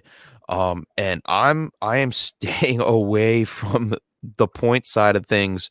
I am sticking to the money line on this one. The Seahawks win. Okay, next matchup. The LA Chargers versus the Tampa Bay Buccaneers. We are not saying Tampa Bay Gronkaneers anymore. We got to take that Gronkaneer out of it, or maybe not. He did get a couple targets last week, but until he starts scoring some touchdowns and some real fantasy points for us, he's not on that list anymore. It is the Tampa Bay Buccaneers, and they are without Leonard Fournette and Chris Godwin this week. Scotty Miller as well is questionable. On the other side of the ball, Tyrod Taylor is ruled out and Mike Williams is out. Okay, so we'll start on the Tampa side of the ball. Oh, I'm sorry, Tampa Bay. It's a 7. They're giving 7 points, and the over/under is 42.5. Tom Brady. I'm sorry, the Chargers ranked 18th versus the QB, 19.5 fantasy points per game. Tom Brady, you're obviously playing him as a low-end QB1 this week. On the other side of the ball, we have Justin Herbert, Mr. Swanson, who could be very, very exciting to watch. He has a couple 300-yard games going so far, but Tampa Bay ranked 4th against the pass, only giving up 12.6 fantasy points. I don't know if that needs to be a play this week, and I'm kind of staying away from Justin Herbert just for the simple fact that the defense is pretty good when it comes to the pass defense of the Tampa Bay Buccaneers. If you have a pivot from Justin Herbert, I'd say maybe this week would be the week to do it. Given the script across the league, it might be a little tough, but if you can, I would start Foles over Herbert this week for sure. I like that. I would agree with that as well. Yes. You guys would? I don't know. Nice. I don't know. Really? Well, the whole thing was one that Tampa Bay is ranked 4th against the pass, only allowing 12.6 fantasy points. And he is without Mike Williams this week. Right. I just think that I think the Bucs are going to win the game, right? I think it's going to go. I think that could be consensus. Can we all agree on that right off the rip? Yeah, I'll take. We can just get that out of the way. But he has thrown for 300 yards each game he's played in, Herbert, and you saw Teddy Bridgewater put up 340 against Tampa Bay in garbage time late in that game. So I find he finds a way to get 300 yards, and he finds a way to throw at least one touchdown or run one in or something along those lines, where Foles might be in for a really long day against the Colts defense and in a more run heavy kind of game. You could see Foles just pedestrian 200, 250 and rely on the running game more so than Herbert having a chance to put up 300 in a come from behind kind of game script. So I would lean Herbert. I like what I see so far from the rookie. I'm in on Herbert. Even without Mike Williams, I'm in on him. Right. Okay, I like it. I mean, hey, if you don't have a better option, then you're going to get stuck playing him regardless, and it's not a worse thing. I mean, I have him listed as a high end QB2 this week, so it could be worse for you out there, you know. We talked about Tom Brady while you stepped out, Juan. Definitely playing him. Ronald Jones. Now with Leonard Fournette being out, and Ronald Jones he's definitely a starter, right? You're starting him. Are you giving him any? Are you lowering your expectations a little bit, or you feel like he's a smash play? I don't think you can sit him. I don't see where a roster would be built to the point where you're not using him. Like this week, they're just the options that are out there are just terrible, and with all the injuries and all the doubt and all the things happening. No James Conner, no Derrick Henry, no CMC. Like at some point, you have to start playing these guys. And, if you had Ronald Jones, you were waiting for this opportunity. You were waiting for the game without Fournette that he's going to have to run the ball and get the whole workload. Who are we talking about? I just came back. Ronald Jones. Rojo. You got to start. If we're playing Rojo. Yeah, I think you have to. You are. If you have a better option in your flex, or you have, kudos to you. Go ahead. If you're lucky enough to not have to start him, then cool. But I feel like he's going to be started in 80 to 90% of leagues this week. All right, and we live in the tilt. Any hope for Scotty Miller or Justin Watson due to the Godwin out situation? Absolutely, there's hope there. Yeah, those are flyers for sure. DFS plays and Scotty Miller banged up. Scotty Miller is banged up. Yeah. He was questionable all week, Chef. And he's still listed as such. They haven't changed his designation yet. Yeah, we should be getting it. We're hitting that 11:30 mark in about 5 minutes, and the injury reports will be coming in. Mr. Swanson, if you want to keep an eye on that as we go through there, and you're on it with the news this morning. So just keep it pumping. We'll keep talking about the games. Listen, on a flyer real quick, Mr. Swanson, your boy Tyler Johnson, and Chef, you pointed him out to me earlier in the week. Like, he could be the play if there's no Scotty Miller and Godwin. Like, Tyler Johnson might get some looks. He might get a couple shots deep. I like that. That'd be cool. I can see that. Tyler happening. Johnson. It's a receiver out of Texas, I believe. Correct? We talked about him on Wednesday. Yeah, that's Mr. Swanson's boy. He drafted him in our Dynasty League this year. Yeah, I mean he's a dart throw, but breaking news. I mean Breaking news. DeAndre Hopkins is officially a go. Okay. Yes. So there you go, Mario. He's a go. Mario. Yeah. If you're still listening, fire him up, guys. He might still be here. Thanks, Mario. Fire him up. Start him with confidence. He's playing. And that's good for the whole. That's good for the whole offense. The entire, that's good for everybody. That's great for Kyler. That's good for everybody around Kyler. That's great for everybody.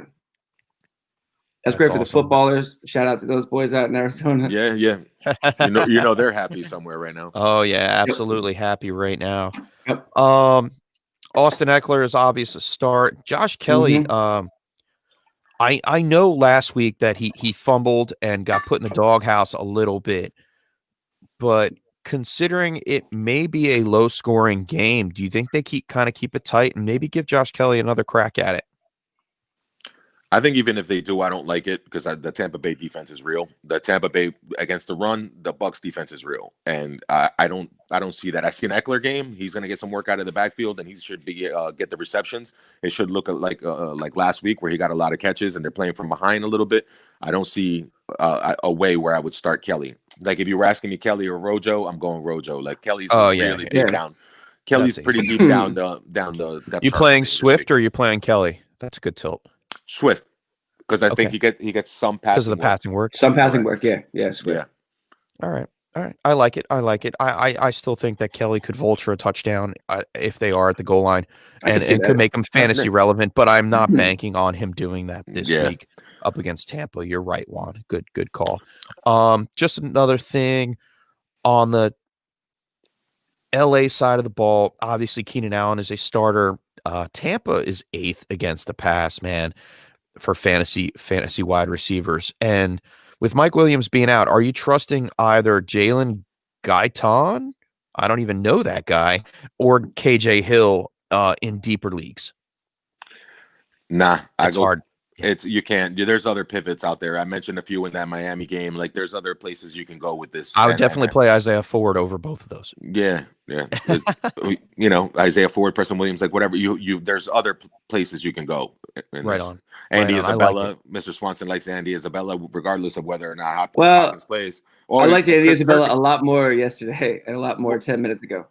But But Kirk, still, we still don't know about Kirk, and either way, they're both kind of limited. So Isabella's gonna get snaps. So I'd rather take a guy like that with a quarterback like Kyler that might find him anyway or throw him a deep ball, as opposed to taking, who you said Guyton and KJ Hill. In a game where I don't know. Juan. I think you're on the right path there. You would go with the better matchup. Yeah. And stay away from this one. I was just throwing it out there. And then the last player I just want to touch on real fast before we move on, Hunter Henry. If you have him, you are playing him. He's averaging 7 targets per game. You probably have to play him if you do own him. And I think, he's getting at least 5 receptions in every single game this week. And expect an uptick with Williams out. Yeah, Herbert loves them. So it's not KJ Hill. It's not Guyton. It would be. I think it turns out to be the Hunter Henry, and Keenan Allen show mixed in with Austin Eckler. Those 3 pass targets. Yep, those are the 3 guys you want to play, and maybe Herbert. If you need to, I like Herbert this week, but. All right, okay. Tampa Bay or the Chargers? We covered that when we jumped on. That's TV. That's TV. Yeah. All we right. all agreed on that one. And do they cover 7-point spread? Yeah. I think they handle their business. I think the defense is going to do enough to keep it where it's a 2-touchdown game or a 10-point game kind of deal the whole time. Yeah, I like the Bucks with the spread and the over of 42.5. Young quarterback, banged up team, traveling cross country, coming to play against the GOAT. I just don't like that game, man. Yeah.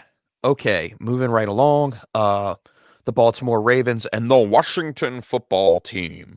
I got it this week, guys. I'm getting there. As long as I use the voice, I'm okay. Voice does it, man. You're getting good at that. Really what does it. The voice does it. It's like name recognition. The Ravens have a huge spread, 14 points to the Washington football team. The over/under is 45.5. Key injury report on this game so far is McLaurin. He is questionable with a thigh, and I think he is a go this week. You love to see that from McLaurin. Bryce Love is out, so Antonio Gibson gets a little uptick. And Steven Sims is out on the other side of the ball, so look for Dontrell Inman to maybe be a little bit more relevant like he was last week. So we'll start off with the Washington football team side of the ball because it's pretty simple. Haskins, I don't want to play him. And Gibson, Baltimore 4th against the run. He's probably the only one I would consider playing on the side of the ball, him and McLaurin, and that's about it. And that's it. I think Logan Thomas could be a little sneaky start here.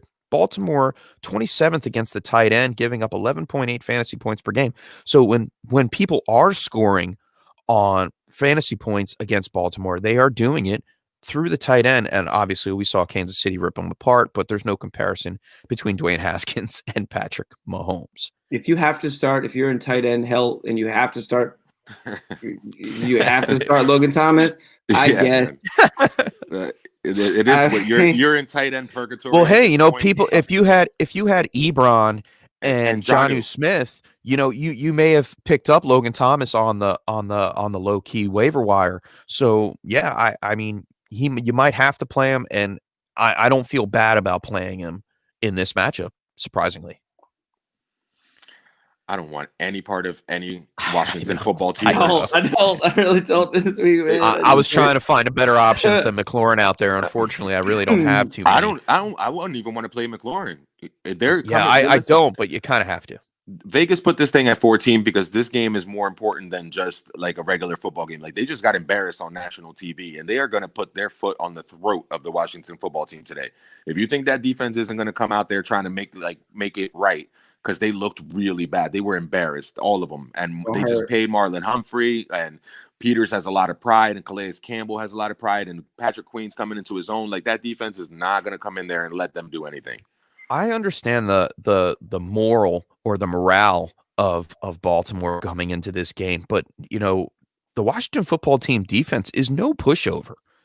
They have been holding their own strong. They are ranked 5th against wide receivers, 14th against running backs. And obviously you're playing Lamar Jackson, but I may temper expectation.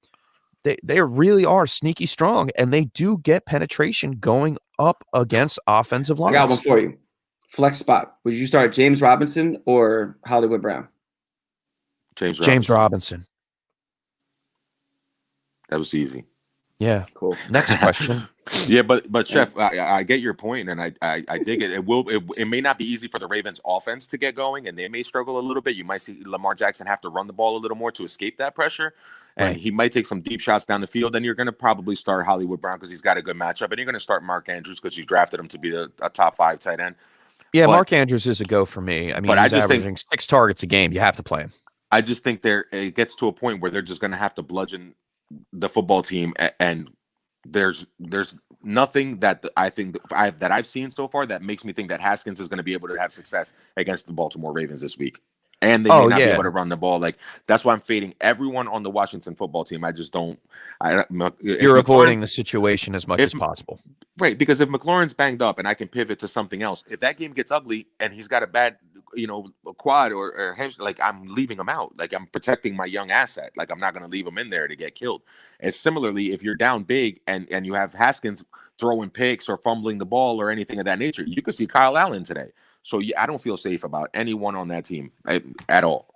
Right. If I have to start Gibson, I'm going to start Gibson because things are thin and running backs are scarce. But I don't like any of them.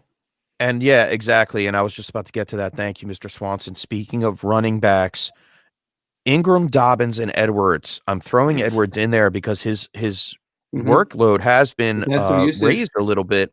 Yep. Yeah, he does have the usage. And are you willing to play Ingram in this matchup against a tough run defense? I have to. I mean, you probably have to, but you may have a better option than Dobbins or Edwards in your flex position. And I like, just like you're staying away from the Washington football team side of the ball, Juan, I am trying to stay away from running backs up against Washington this week.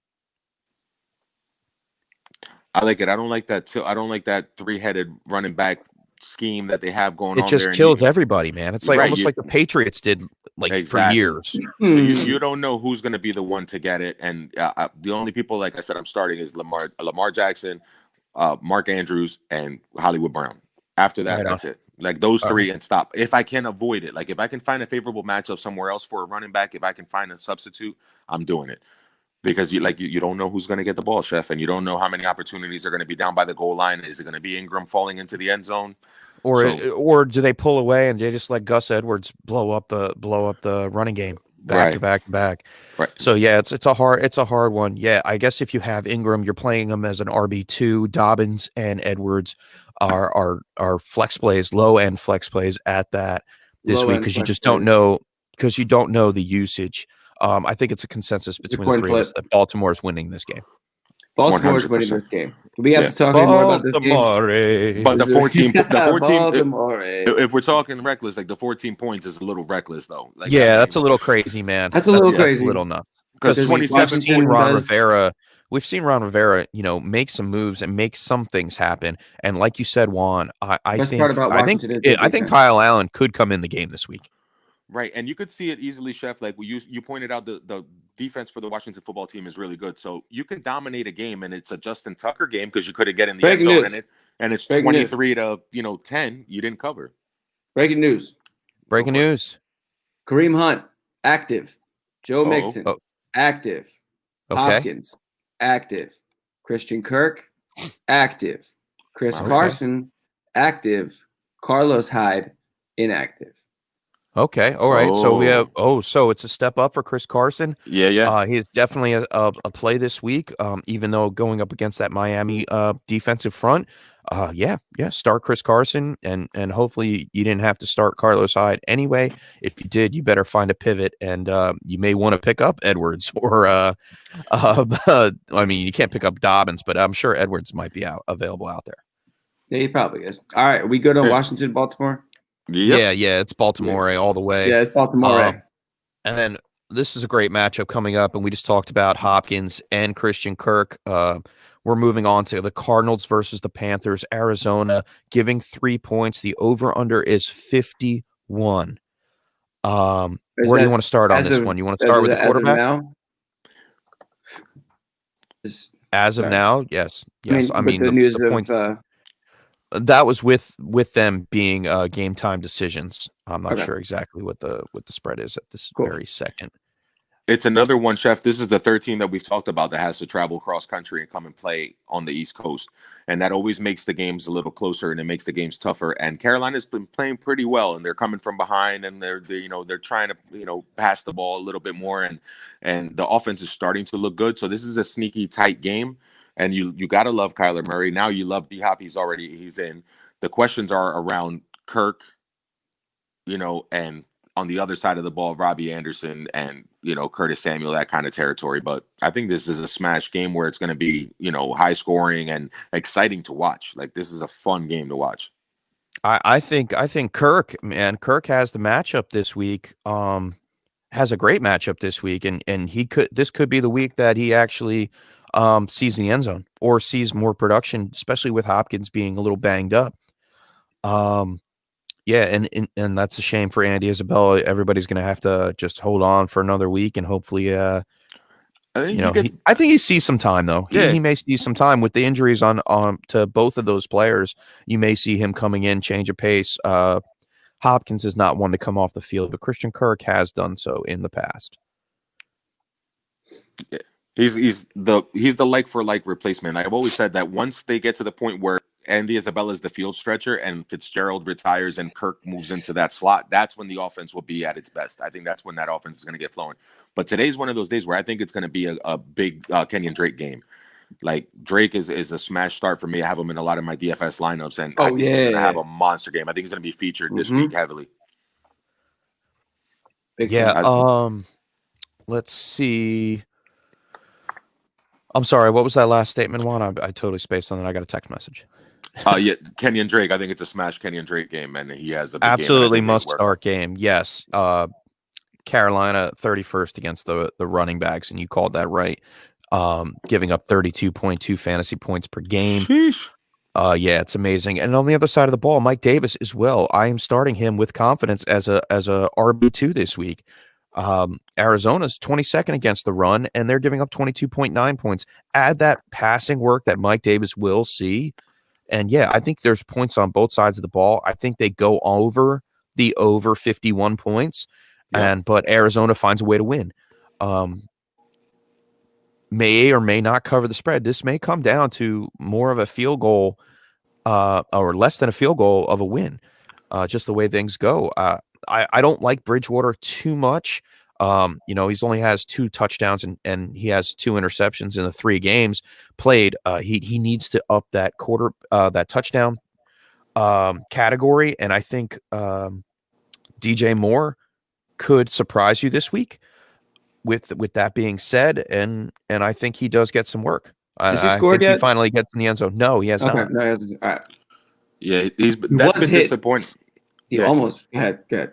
If you're looking for someone to buy, I stress to go out and try to get DJ Moore. Okay, because eventually he is going to find that connection, and he's being targeted as the alpha wide receiver. Now, if Robbie Anderson starts drawing more coverage because he can stretch the field, DJ Moore will be open a little bit more. I am tempering expectation against Curtis Samuel, though, because he's getting Byron Murphy this week, and that's not a good matchup. Yeah, he hasn't been getting the usage and to justify putting him in lineups. And he was one of my deep sleepers during the offseason, and I love Curtis Samuel.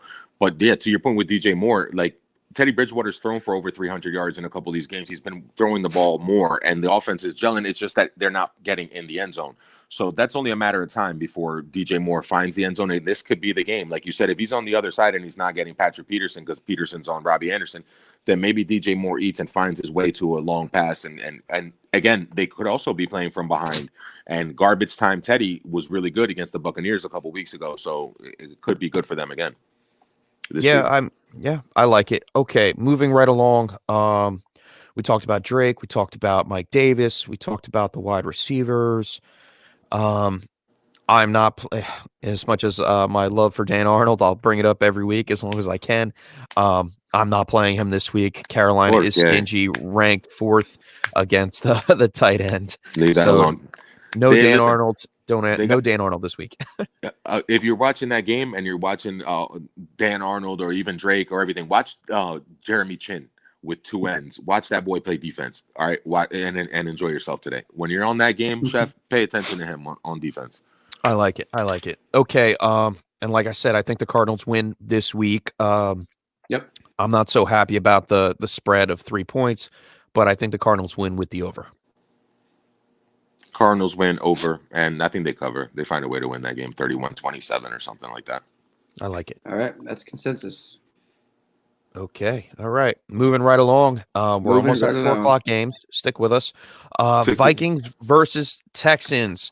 The Texans giving 4 points, and the over-under is 54. Notable injuries to this game. Will Fuller, hamstring, is questionable. He was removed from the injury report on Saturday, so he is a go. Minnesota cornerbacks, and I have to go back to my list, which hopefully they updated for me. Oh man, give me 1 second, please. One moment, please. You have a magpie. I know they're not good. I know the Minnesota corners aren't good. I know that. Yeah, part. Mike Hughes is out. Chris Boyd is out. So those are their starting cornerbacks. So they were already terrible without them. With them. You could just imagine how bad they are going to be without them. Smash plays this week. I'm starting Deshaun Watson. I'm starting David Johnson. They are both auto starts for me this week. You guys know I'm down a lot on Deshaun Watson, but this is one of the games that he could make things happen with the poor play of the Minnesota secondary. Fuller, Cooks, Cobb. I think you could play all 3 of them with confidence this week. You don't have to like I said, Juan, you said Isaiah Ford. I think Randall Cobb this week could be a great play. I would start him over Isaiah Ford. Yeah, like this is, they aren't even dart throws at this point, especially with the injuries to the secondary. It should be one of those games where you're going to see Deshaun be able to do Deshaun-like things. Like it's finally like, we're here now. I'm not playing the Steelers. I'm not playing the Ravens. I'm not playing the Chiefs. Like finally, you know what I mean? Like he should be able to have himself a good game. And all those guys will eat. You can see any one of the 3 have that monster game. Will Fuller's put up 200 yards before. Brandon Cooks has given you a week before. And Randall Cobb can carry you with just being, 9 catches for 85 and finds the end zone a couple times.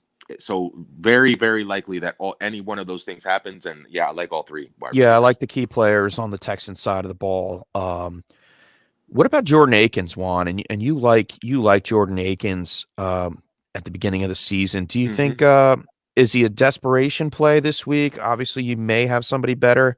You're obviously playing him over Dan Arnold. Yeah, are you playing him over Logan Thomas? Yes. Okay. All right. So that's the parameter. Okay. Because he has an affinity for the end zone. Like he finds the end zone and he's targeted a lot down there. So I like him there. Maybe Schultz I would start over him. But that's about where I'm kind of drawing the line. Again, we are in desperate tight end mode. Like if you're the Jonnu owner, you're in desperate tight end mode. Like you got to be right. You got to be talking about Drew Sample and Schultz and these guys like this. And Akins fits that mold. And they like Deshaun likes him. He also likes spells too. Like you never know what he's going to do down there. So it's a hit or miss. Yeah, it's a dart throw at that point. But the wide receiving core, for sure, I'm starting them. All right, so moving on to the other side of the ball, and our main man Zach comes in. Do you guys like Justin Jefferson? I think he has a great cornerback matchup this week against Hargraves, and you could play him with confidence. So if you do have him on your team, fire him up. I think Adam Thielen may get a little shadow coverage from Bradley Roby. Although Roby isn't the best. He will give Thielen a little bit of a hard time this week, and for that, Justin Jefferson could have another big breakout week. You feel like Justin Jefferson turns into Diggs? I think he surpasses Diggs. I think he's a better football player, and he said. You think if it was like you're playing like Mario Kart and like there's like a dig, like you're going against your time trial, and you're like you got like Diggs' shadow. Like Eventually, I mean, not off the rip, and I know he had the today big with the cornerback last matchup, week. like with Thielen. Oh, coverage. You mean Diggs or Jefferson? Who are you playing? No, I mean like Diggs of old, like Diggs from when he was in Minnesota, like when. He's asking if you think he's better than Diggs, or if he's going to put up a Diggs like performance, if he's going to be that kind of a player. Yes, he is. Yeah, that's what I was. Yeah, that's. Thank you, Juan. And Chef, you. I know. So yeah, Zach, I like Justin Jefferson. I don't like him, Zach. I love him. I love him. I love him. I'm going to declare love. Listen, in LSU, you saw him last year in the slot, lighting it up, and now he had to make the transition and start playing out wide, and he did it masterfully last week. And there's a moment when it clicks and the offense hits, and the brain starts working, and they start running their routes, and the timing gets right with that quarterback. Again, no preseason. This is the fourth game. Like, you're starting to see him come into his own, and they're going to have to take shots because Deshaun Watson's going to put up points. So this is going to be another shootout that Minnesota's in. Yeah, they want to run it with Dalvin Cook, but they're going to take shots to Jefferson, and he's an awesome fluid route runner. He looked really smooth last week. And again, like the chef said, Hargraves, give me all day. Let's go. And I think he eats today, and I think he has a really, really good game. You don't want to chase those big weeks like when a guy has a blow-up week like he did last week and there was a long touchdown involved. But you can chase 7 or 8 or 9 targets or whatever he's getting. And in a game where he might even see double-digit targets, smash play. Justin Jefferson. Cool. Love Zach with the questions. Right on time, too. We were on that game. My dude, right? Yeah. I love it. So I'm taking Houston at home. They've been I'm taking Houston, too. They're both 0-3. They both really need a win. But I think Houston has to win this game in order to stay relevant, and I think the Vikings just aren't that good. That defense is never going to hold up, and they're a little short. And I think that they didn't have Danielle Hunter like the first few games of the season, so that pass rush wasn't getting home, and they've been going through it. I think Houston wins the game. Right, I agree. I think Houston wins the game as well. And I don't know. 54 is kind of high for me, but I like the over as well. 31-24, boom, over. Like, you know what I mean? Like, that's too easy. Yeah, I think they both can score on both sides of the ball. Did we talk about Dalvin Cook at all? Dalvin Cook is going to be a smash play this week. I mentioned them. Yeah, they're going to lean on Dalvin Cook and rely on him, and he's always a smash play. He's a top 5 running back, in drafts and in the league. And if you still have him, you lucked out because you didn't have McCaffrey or Barkley, and Zeke struggled a little bit here and there. So, yeah. I don't think, and Zach says Vikings tanking for Lawrence. I don't think they're tanking. I just don't think their matchups are going to get them so many wins. And yeah, they may be in the running for Trevor Lawrence next year. And there's a couple of quarterbacks other than Lawrence that could be susceptible. Listen, Lawrence is the 101. I have a really funny analogy for what he just asked right now. And it goes back to the Chappelle show. Well, how can that be? They didn't give the Mexicans any money. Ha, ha, ha. How can that be? The Jets are still in the NFL, cuz you can't you're not going to beat the Jets in tanking. It's going to come down to a tiebreaker of who gave up the most points, and the Jets are going to have the Jets are getting the Jets. One. The Jets are getting them. Yeah, Trevor Lawrence, New York Jets. But they'll screw it up. I wish they could trade Gase away for a couple draft picks. That'd be great. Who's giving you draft picks for Gase, cuz? No one's giving you draft picks for Gase. I mean, he's going to wind up in Jacksonville regardless. He's going to end up in college. Jacksonville does. He's going to end up in high school. He's going to end up as a quarterback coach for Minshew. Yo, coming soon. He's going to end up serving coffee to Robert Kraft. Coming soon to a TV studio near you, Adam Gase. Yeah, we'll just call it the Black. He's gonna come to. He'll be on ESPN, dude. He's gonna be an analyst or something on ESPN soon. Oh my God, I don't think that lazy eye is actually going to happen for him. All right, moving right along. Not my favorite game of the week. Giants versus the Rams. Oh, now 4:05 why, kickoff. Chef? That's an exciting game. We're starting a bunch of guys in that game. Like that's a fantastic. I'm starting fantasy a bunch football of guys on the Rams side of the ball, not so much the Giants. Yeah, I game. see where you're going with that there, pal. Sorry. The Giants will be giving up chunks and chunks of points like they have been doing for the past couple weeks.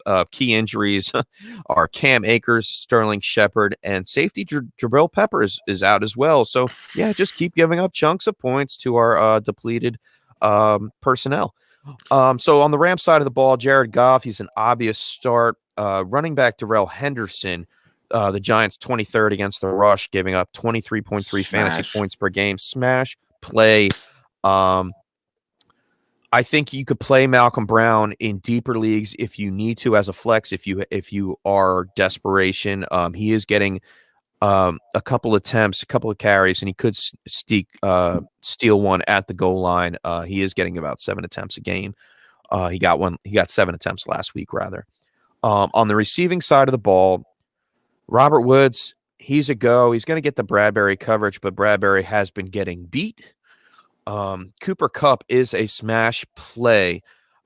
Last week you saw him go 9 for 107 and a touchdown against the Buffalo Bills. Look for more of that action this week out of Cooper Kupp. And then Tyler Higbee, Juan, you want to take this one? Are you playing him? 100%. And are you playing? And do you have any confidence going forward for Gerald Everett? That's the end of the question. No, the Gerald Everett thing I think has died down. You see who the favorite target is down near the red zone. Higbee gets targeted a lot, and against your Giants, I'm sorry, but you had a chance to maybe temper Higbee if Jabril Peppers was playing, but if he's not playing, everybody on that team is a smash. And if you might want to put an offensive lineman to get a touchdown in there, like that's an ugly one, Chef. I feel for your team. They're going to come after that loss last week. It leaves a bad taste in your mouth losing that way to the Buffalo Bills after you made that comeback, and they're going to be looking to beat people up. And then poor Daniel Jones this week with facing Aaron Donald. And I love Darrell Henderson, Chef, and I like your take on Brown because they might run it so much that he actually gets 10 to 15 carries late in the game because they're just up and they don't want to overuse Darrell Henderson. They want to kind of split the carries. Yeah, they're down to 2 out of 3, and I think they do give Malcolm Brown a little bit, and he could snipe a touchdown into the end zone. Yeah, for the goal line, rather. This one's scary. This one feels like a blowout, Chef. Yeah. Tell me about it. But Los Angeles, they do give up points. They're 21st against the pass. So, and Daniel Jones will have to throw it. If you have to play him, I guess you don't really have a choice. Then you don't feel too bad about it, only being that the Rams do give up points. So Slayton, he's going to get the Jalen Ramsey coverage. So that's tough. But I think Golden Tate could be a sneaky play this week. We saw Cole Beasley last week go 6 for 100 against the Rams. And I think Golden Tate could actually be the play this week, especially in DFS, sneaky DFS, especially in tournament play when people aren't really focusing on this matchup because of how poorly the Giants have been playing. Yeah, I like Golden Tate in that scenario that you just painted, Chef. And you know me, I love Evan Ingram. So I'm starting, I'm going to have to play Evan Ingram and regardless. And, I don't like the matchup. I think he actually has a get right game due to the injuries with Sterling Shepard and Barkley. I think Golden Tate and him eat this week. We saw Tyler Kroft last week score 2 touchdowns. Yeah, I think it happens because of the comeback nature of the game. Like they're going to have to throw it to someone, and he and Golden Tate, like you said, are going to run a lot of routes. Anyone not being covered by Jalen Ramsey is going to get targets. Yeah, so I think maybe it's a throwing game, and Daniel Jones at the end of it, with the negative game script, he may not look as bad as people think he's going to look this week, as far as fantasy points go. Yeah, that's my upside thing with like Fitzpatrick and Herbert and Bridgewater, and now here too. Like if you're gonna be in that position where you're coming from behind, you're likely to have to throw for 300 yards to keep your team in the game.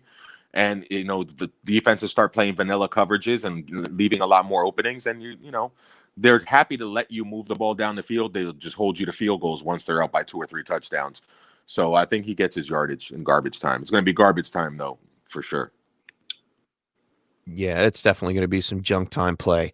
Mm. I'm taking the Rams. I'm not taking that spread though. 13 points is a little Juan's too face. much, man. That's just a little too much, man. Juan's I think they may That's the win by Captain 10. Obvious. I think they win by 10, but yeah, I don't think 13. 13 might be a little too much. The over under is 48. I am taking the under. I'm taking the under. Yeah, I'd So say yeah, I'll that's take the under. Rams. Yeah. I'll take the Rams, not with the points, and the under. All right. You listen, you guys lost to the 49ers. I know the beat up 49ers Practice squad for Yeah, I know. 36-9.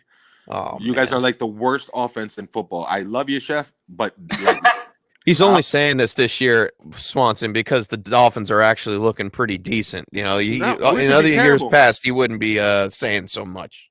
but the year that listen, you guys have been drafted in I know, you've been I know, drafted I in the know. top 5 for years. Eli Manning was a long time ago, guys. Listen, this feels like one of those games where it's just I'm teasing it to like 19 and a half. You know what I mean? Like Whoa. you guys are gonna get your doors blown off. I want to see that bet slip.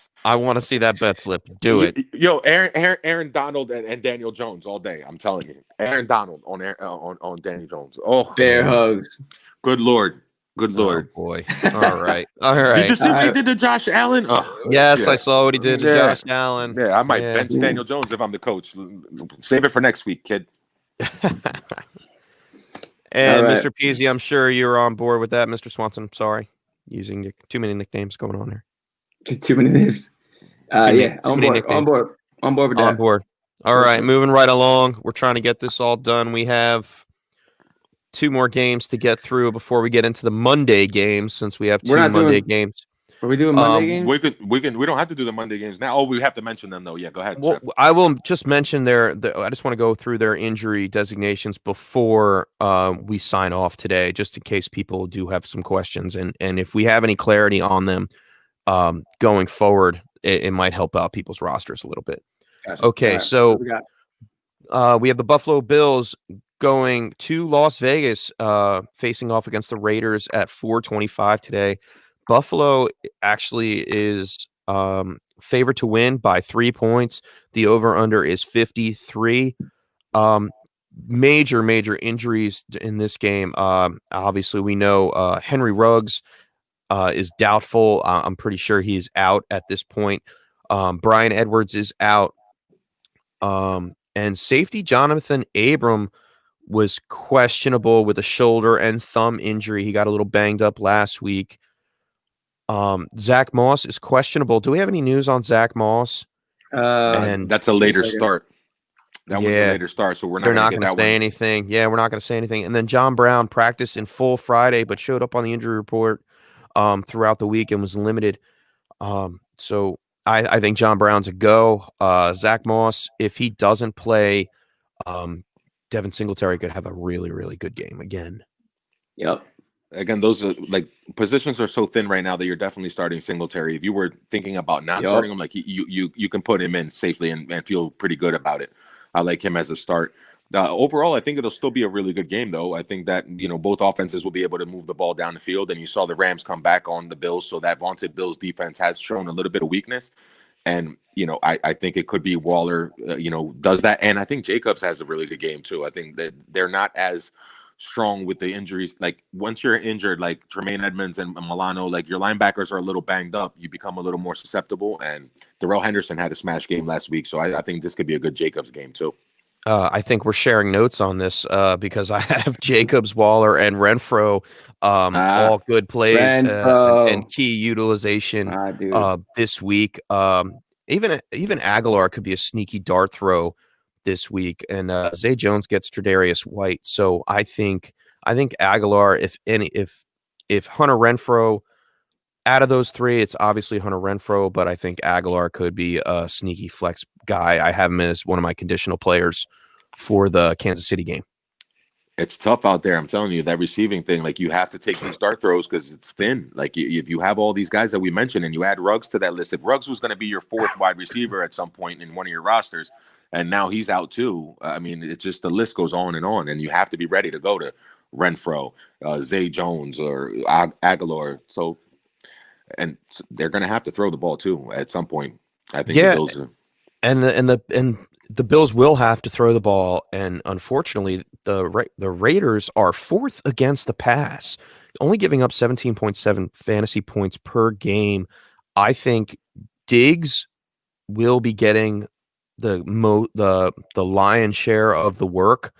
And I'm avoiding John Brown and Cole Beasley in this one. Raiders are pretty stingy against the pass, so I think they try to run the ball a lot with Singletary and get him in the passing down on the passing usage, similar to what we saw with Kamara when they played the Raiders.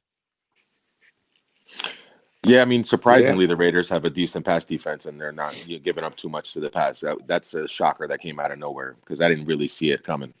Yeah, no, I was definitely agree with you there, and I had the same shock. But hey, stats don't lie, Do they though? Sometimes they do, depending on the matchups and injuries, obviously. Right. But right now, yeah, they're doing their thing.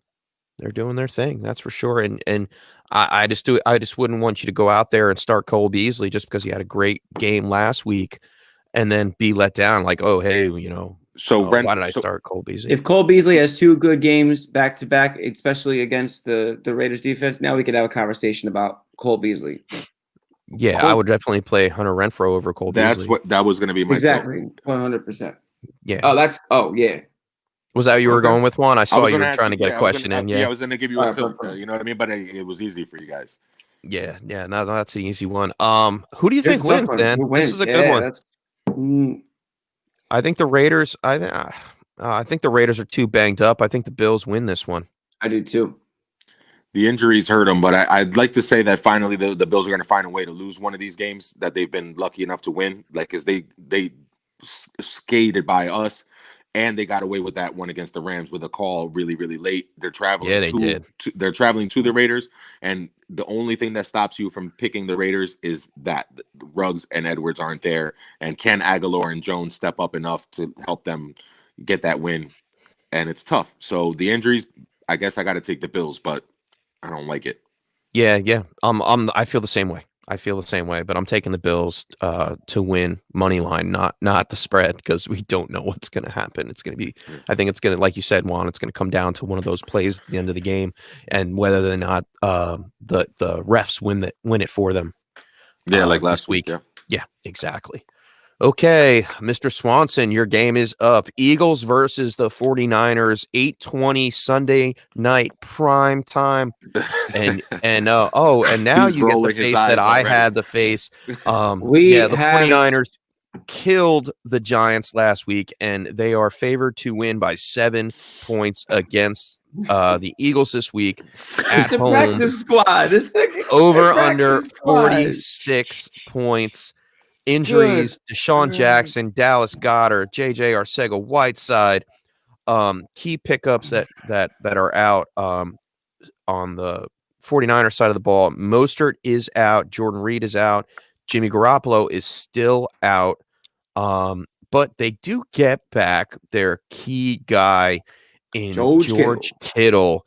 And that's an exciting thing. And Deebo Samuel will be playing this week, his first debut coming off of IR. He had the torn ACL earlier in the preseason. And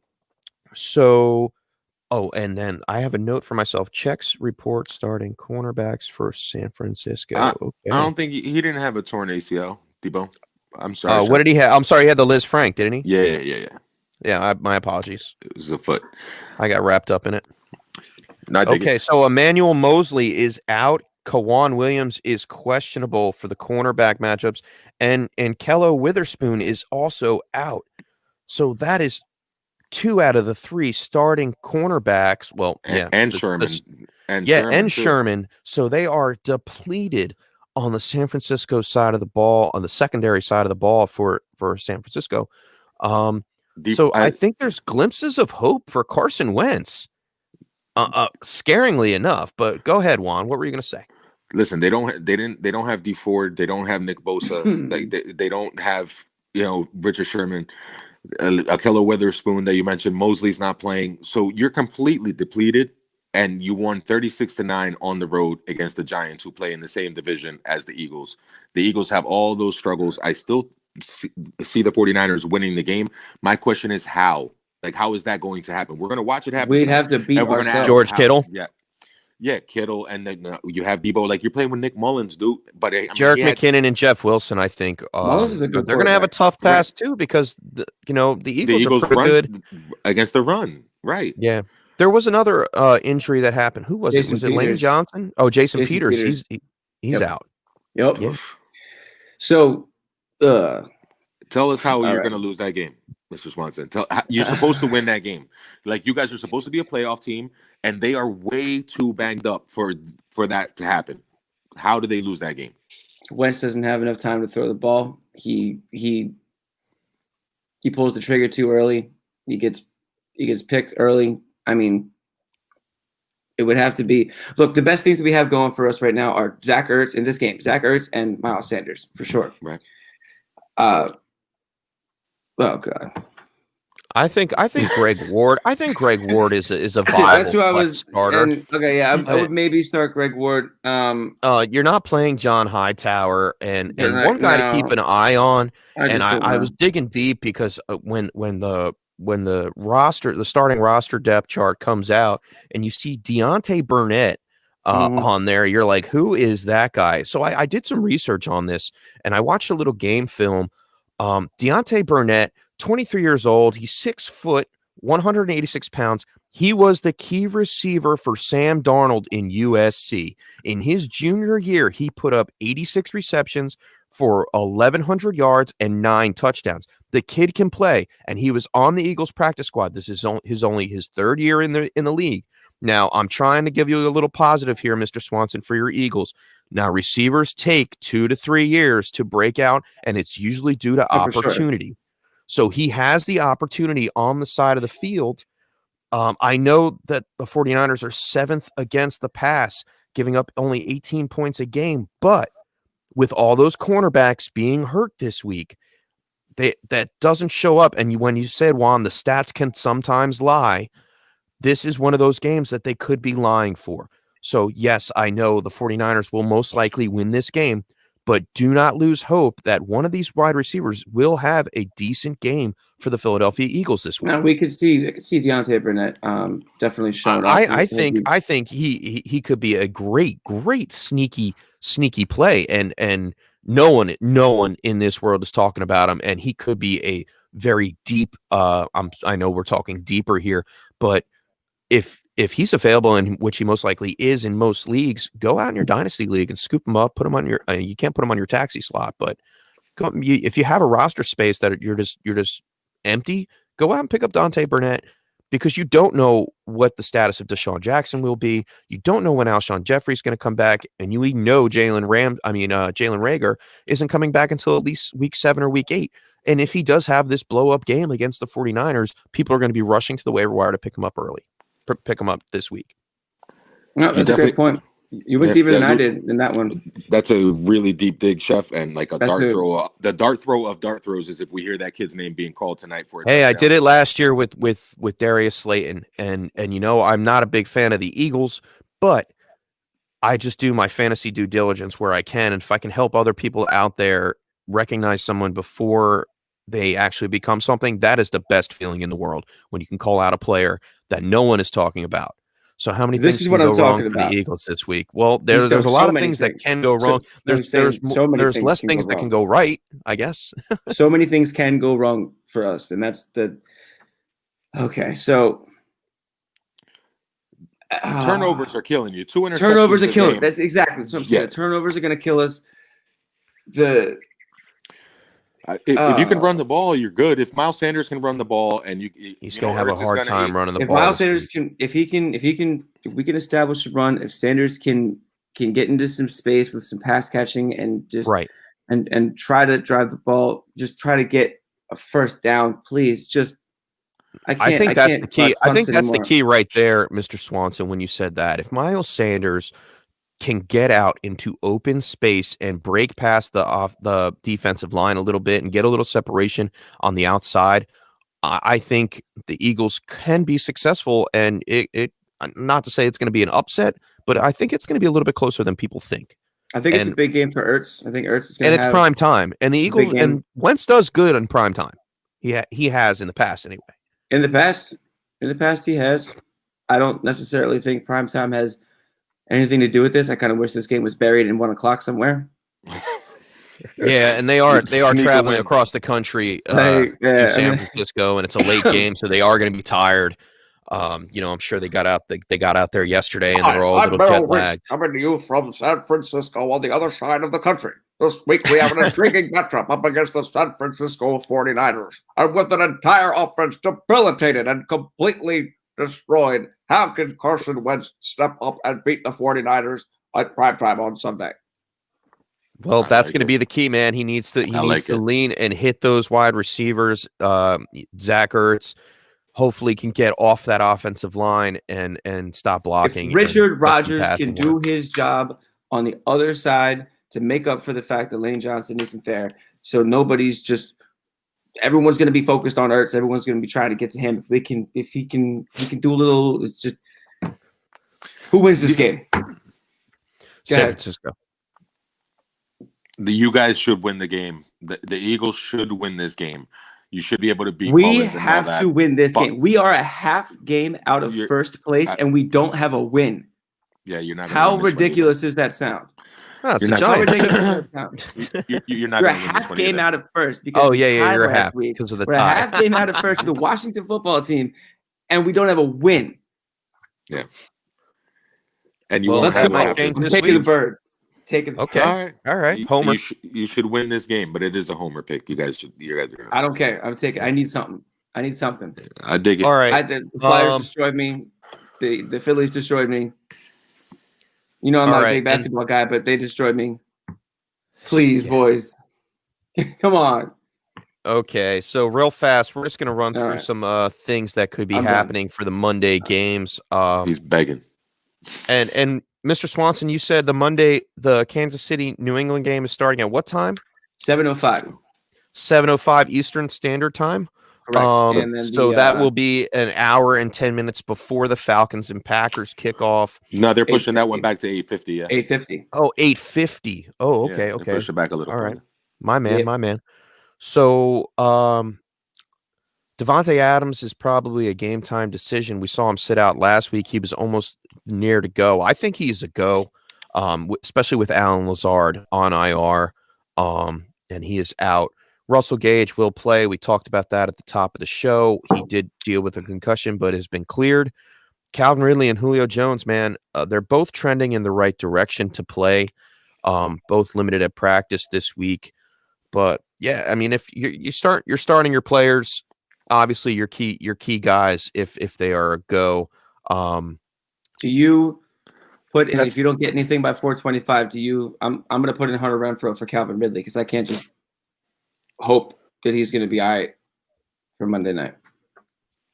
I think I'm riding. yeah. I'm riding with Ridley, man. And if I have Are to, you? Yeah. Mm. yeah, because he's the wide receiver 2 right now in fantasy. So like, if he's anywhere near playing, I'm playing him. And if I drafted Julio Jones in the second round or wherever I took him in the league, I got to play him too. So Yeah, I guess you're right. Yeah. Yeah, and Green it- Bay is 18th against the pass. It's not like they're not giving up points. there's still a chance that you can go out and get Marquez Valdez-Scantling. You can Russell Gage might even be available in some of those leagues. So there are guys that you can take a shot at. And now And with then, the Kansas City and Patriots game out there, you can go get N'Keal Harry to play for you tomorrow if you find out he's not playing. Right, right. He's available. Yeah. I have him too. Same roster. There you go. So yeah, Same so there you roster. go. So I would wait until tomorrow, get a little clarity, and then throw in N'Keal Harry if I have to. Yeah, that'd be a good flex. I mean, I would Yeah. rather play Renfro than Harry, but I mean, it's close. It's a different kind of scheme that you're going to have to run with Cam being out. You have Hoyer. It might be more of a traditional type of passing game and not so much on the running. So like the quarterback runs and all that stuff. So those are extra plays that might become targets for Harry. Mr. Swanson, I know you're playing. We gotta me in, stop talking three- about this three game, leagues too. this Yeah. week. I know. I just looked at it again. Yeah, you're playing me in like 3 leagues this week. And my advice to you, since I help you beat me on Thursday night already, I'm so sorry. my I wasn't advice even paying would attention. be if this was a normal listener, It would be to work Renfroe into your lineup some way, somehow, and then have Calvin Ridley or N'Keal Harry in your flex ready to go to make that decision. Yeah, It's a good take. definitely. And then the big news for the Patriots, Brian Hoyer will be getting his first start. And boy, and I do a lot of deep dives, like I came out with that wide receiver for the Eagles. I went back and watched some Brian Hoyer tape, and they're going to try to run the ball as much as possible. They have James White back. You can look for a lot of dump off passes to James White. He did the same thing with a man named give me some running backs to pass catching backs, Juan. No, going late, way back when. With Hoyer? Yeah, with Hoyer. You're digging in the crates there, cuz. Oh my god, I can't remember. He played for the Giants for a little bit. It's not going to come to me now. It's not going to come. On what team was he playing, Chef? I need Patriots for the Patriots. Who was the pass catching back? Who was the pass catching back before James White? Kevin Falk? Like way back in the day, like Falk? No, not that late. Not that. Yeah, maybe. No, it wasn't Kevin Falk. I can't remember. He's on the tip of my tongue. Anyway, yeah, look for the running backs to do some damage. I think James White is the benefactor of some passing work. Julian Edelman will be taking on the Honey Badger from Kansas City, so temper expectations, although you are starting him because he's been doing well. But yeah, on the Kansas City side of the ball, I mean, you're starting them up. You're starting your players. Only key matchup I am worried about is Sammy Watkins. He will get that Stephon Gilmore treatment. And I am downgrading him to more of a wide receiver 3 low-end flex play this week. And then Travis Kelce, temper expectations. The Pats did shut down Waller last week, and they're only allowing 4.4 fantasy points per game to the tight end position. So they are not just a run over team. They definitely have some defense stacked up there, and look for Patrick Mahomes to be creative as he usually is. All right. I think that about does it. Any takes Rashad Jennings? No, he was a Giant. No. I thought you said he was a Giant. Yeah, he was a Giant at one point. But he was never a Patriot, Rashad Jennings. Oh, was there a Patriot? I'd have to look it up. Patriots running backs, pass catching backs. I know it's on the tip of my tongue, and I'm embarrassed that I don't remember it. I know you brought it up, Chef. I usually remember this kind of stuff, but you're digging real deep if I can't remember the dude's name. I know Kevin Falk was once upon a time there. I mean, but I don't. I think it was like 10 years ago. Let's see here. Career rushing. I'm not Bradshaw? No. Man, anyway, thank you guys for tuning in. Yeah, you know what I'm saying? Like, sorry, guys. We're going to go out on this note, man. Enjoy football. Today's been a great day. There's only 39 minutes left before kickoff. We're going to go do our thing. And, or 49 minutes. Yeah, 39 minutes. I had the math right. Let's go football. We got to set our lineups. Everybody's got to get their decisions made and get it cracking. Yeah, and thanks for joining in, guys. Yes, we sir. appreciate you guys staying with us for as long and as normal. Oh, that bird is mad loud. Yeah, that was it an eagle? That's Eagle me outside. Screaming a little bit louder later on tonight. I'm Faith Hillen. All right, Faith Hillen over here. For all you tilters out there, thanks for joining in. And we'll see you on the Monday recap. I think we might be doing another Roman Ellis thing. I have to talk to Drew about that. I'm not positive about that yet, but we will put the word out on social media. You can find us on Facebook, Twitter, and YouTube. Thanks for joining in, and we'll catch you next time. Good luck, everybody. Enjoy your Sunday. Peace. Peace. Thank you for listening to the Tilt is Real Fantasy Podcast. Check out our website at thetiltisreal.com for weekly articles, breakdowns, and more. Follow us on Twitter at TIR_pod. We'll see you Tilters next week.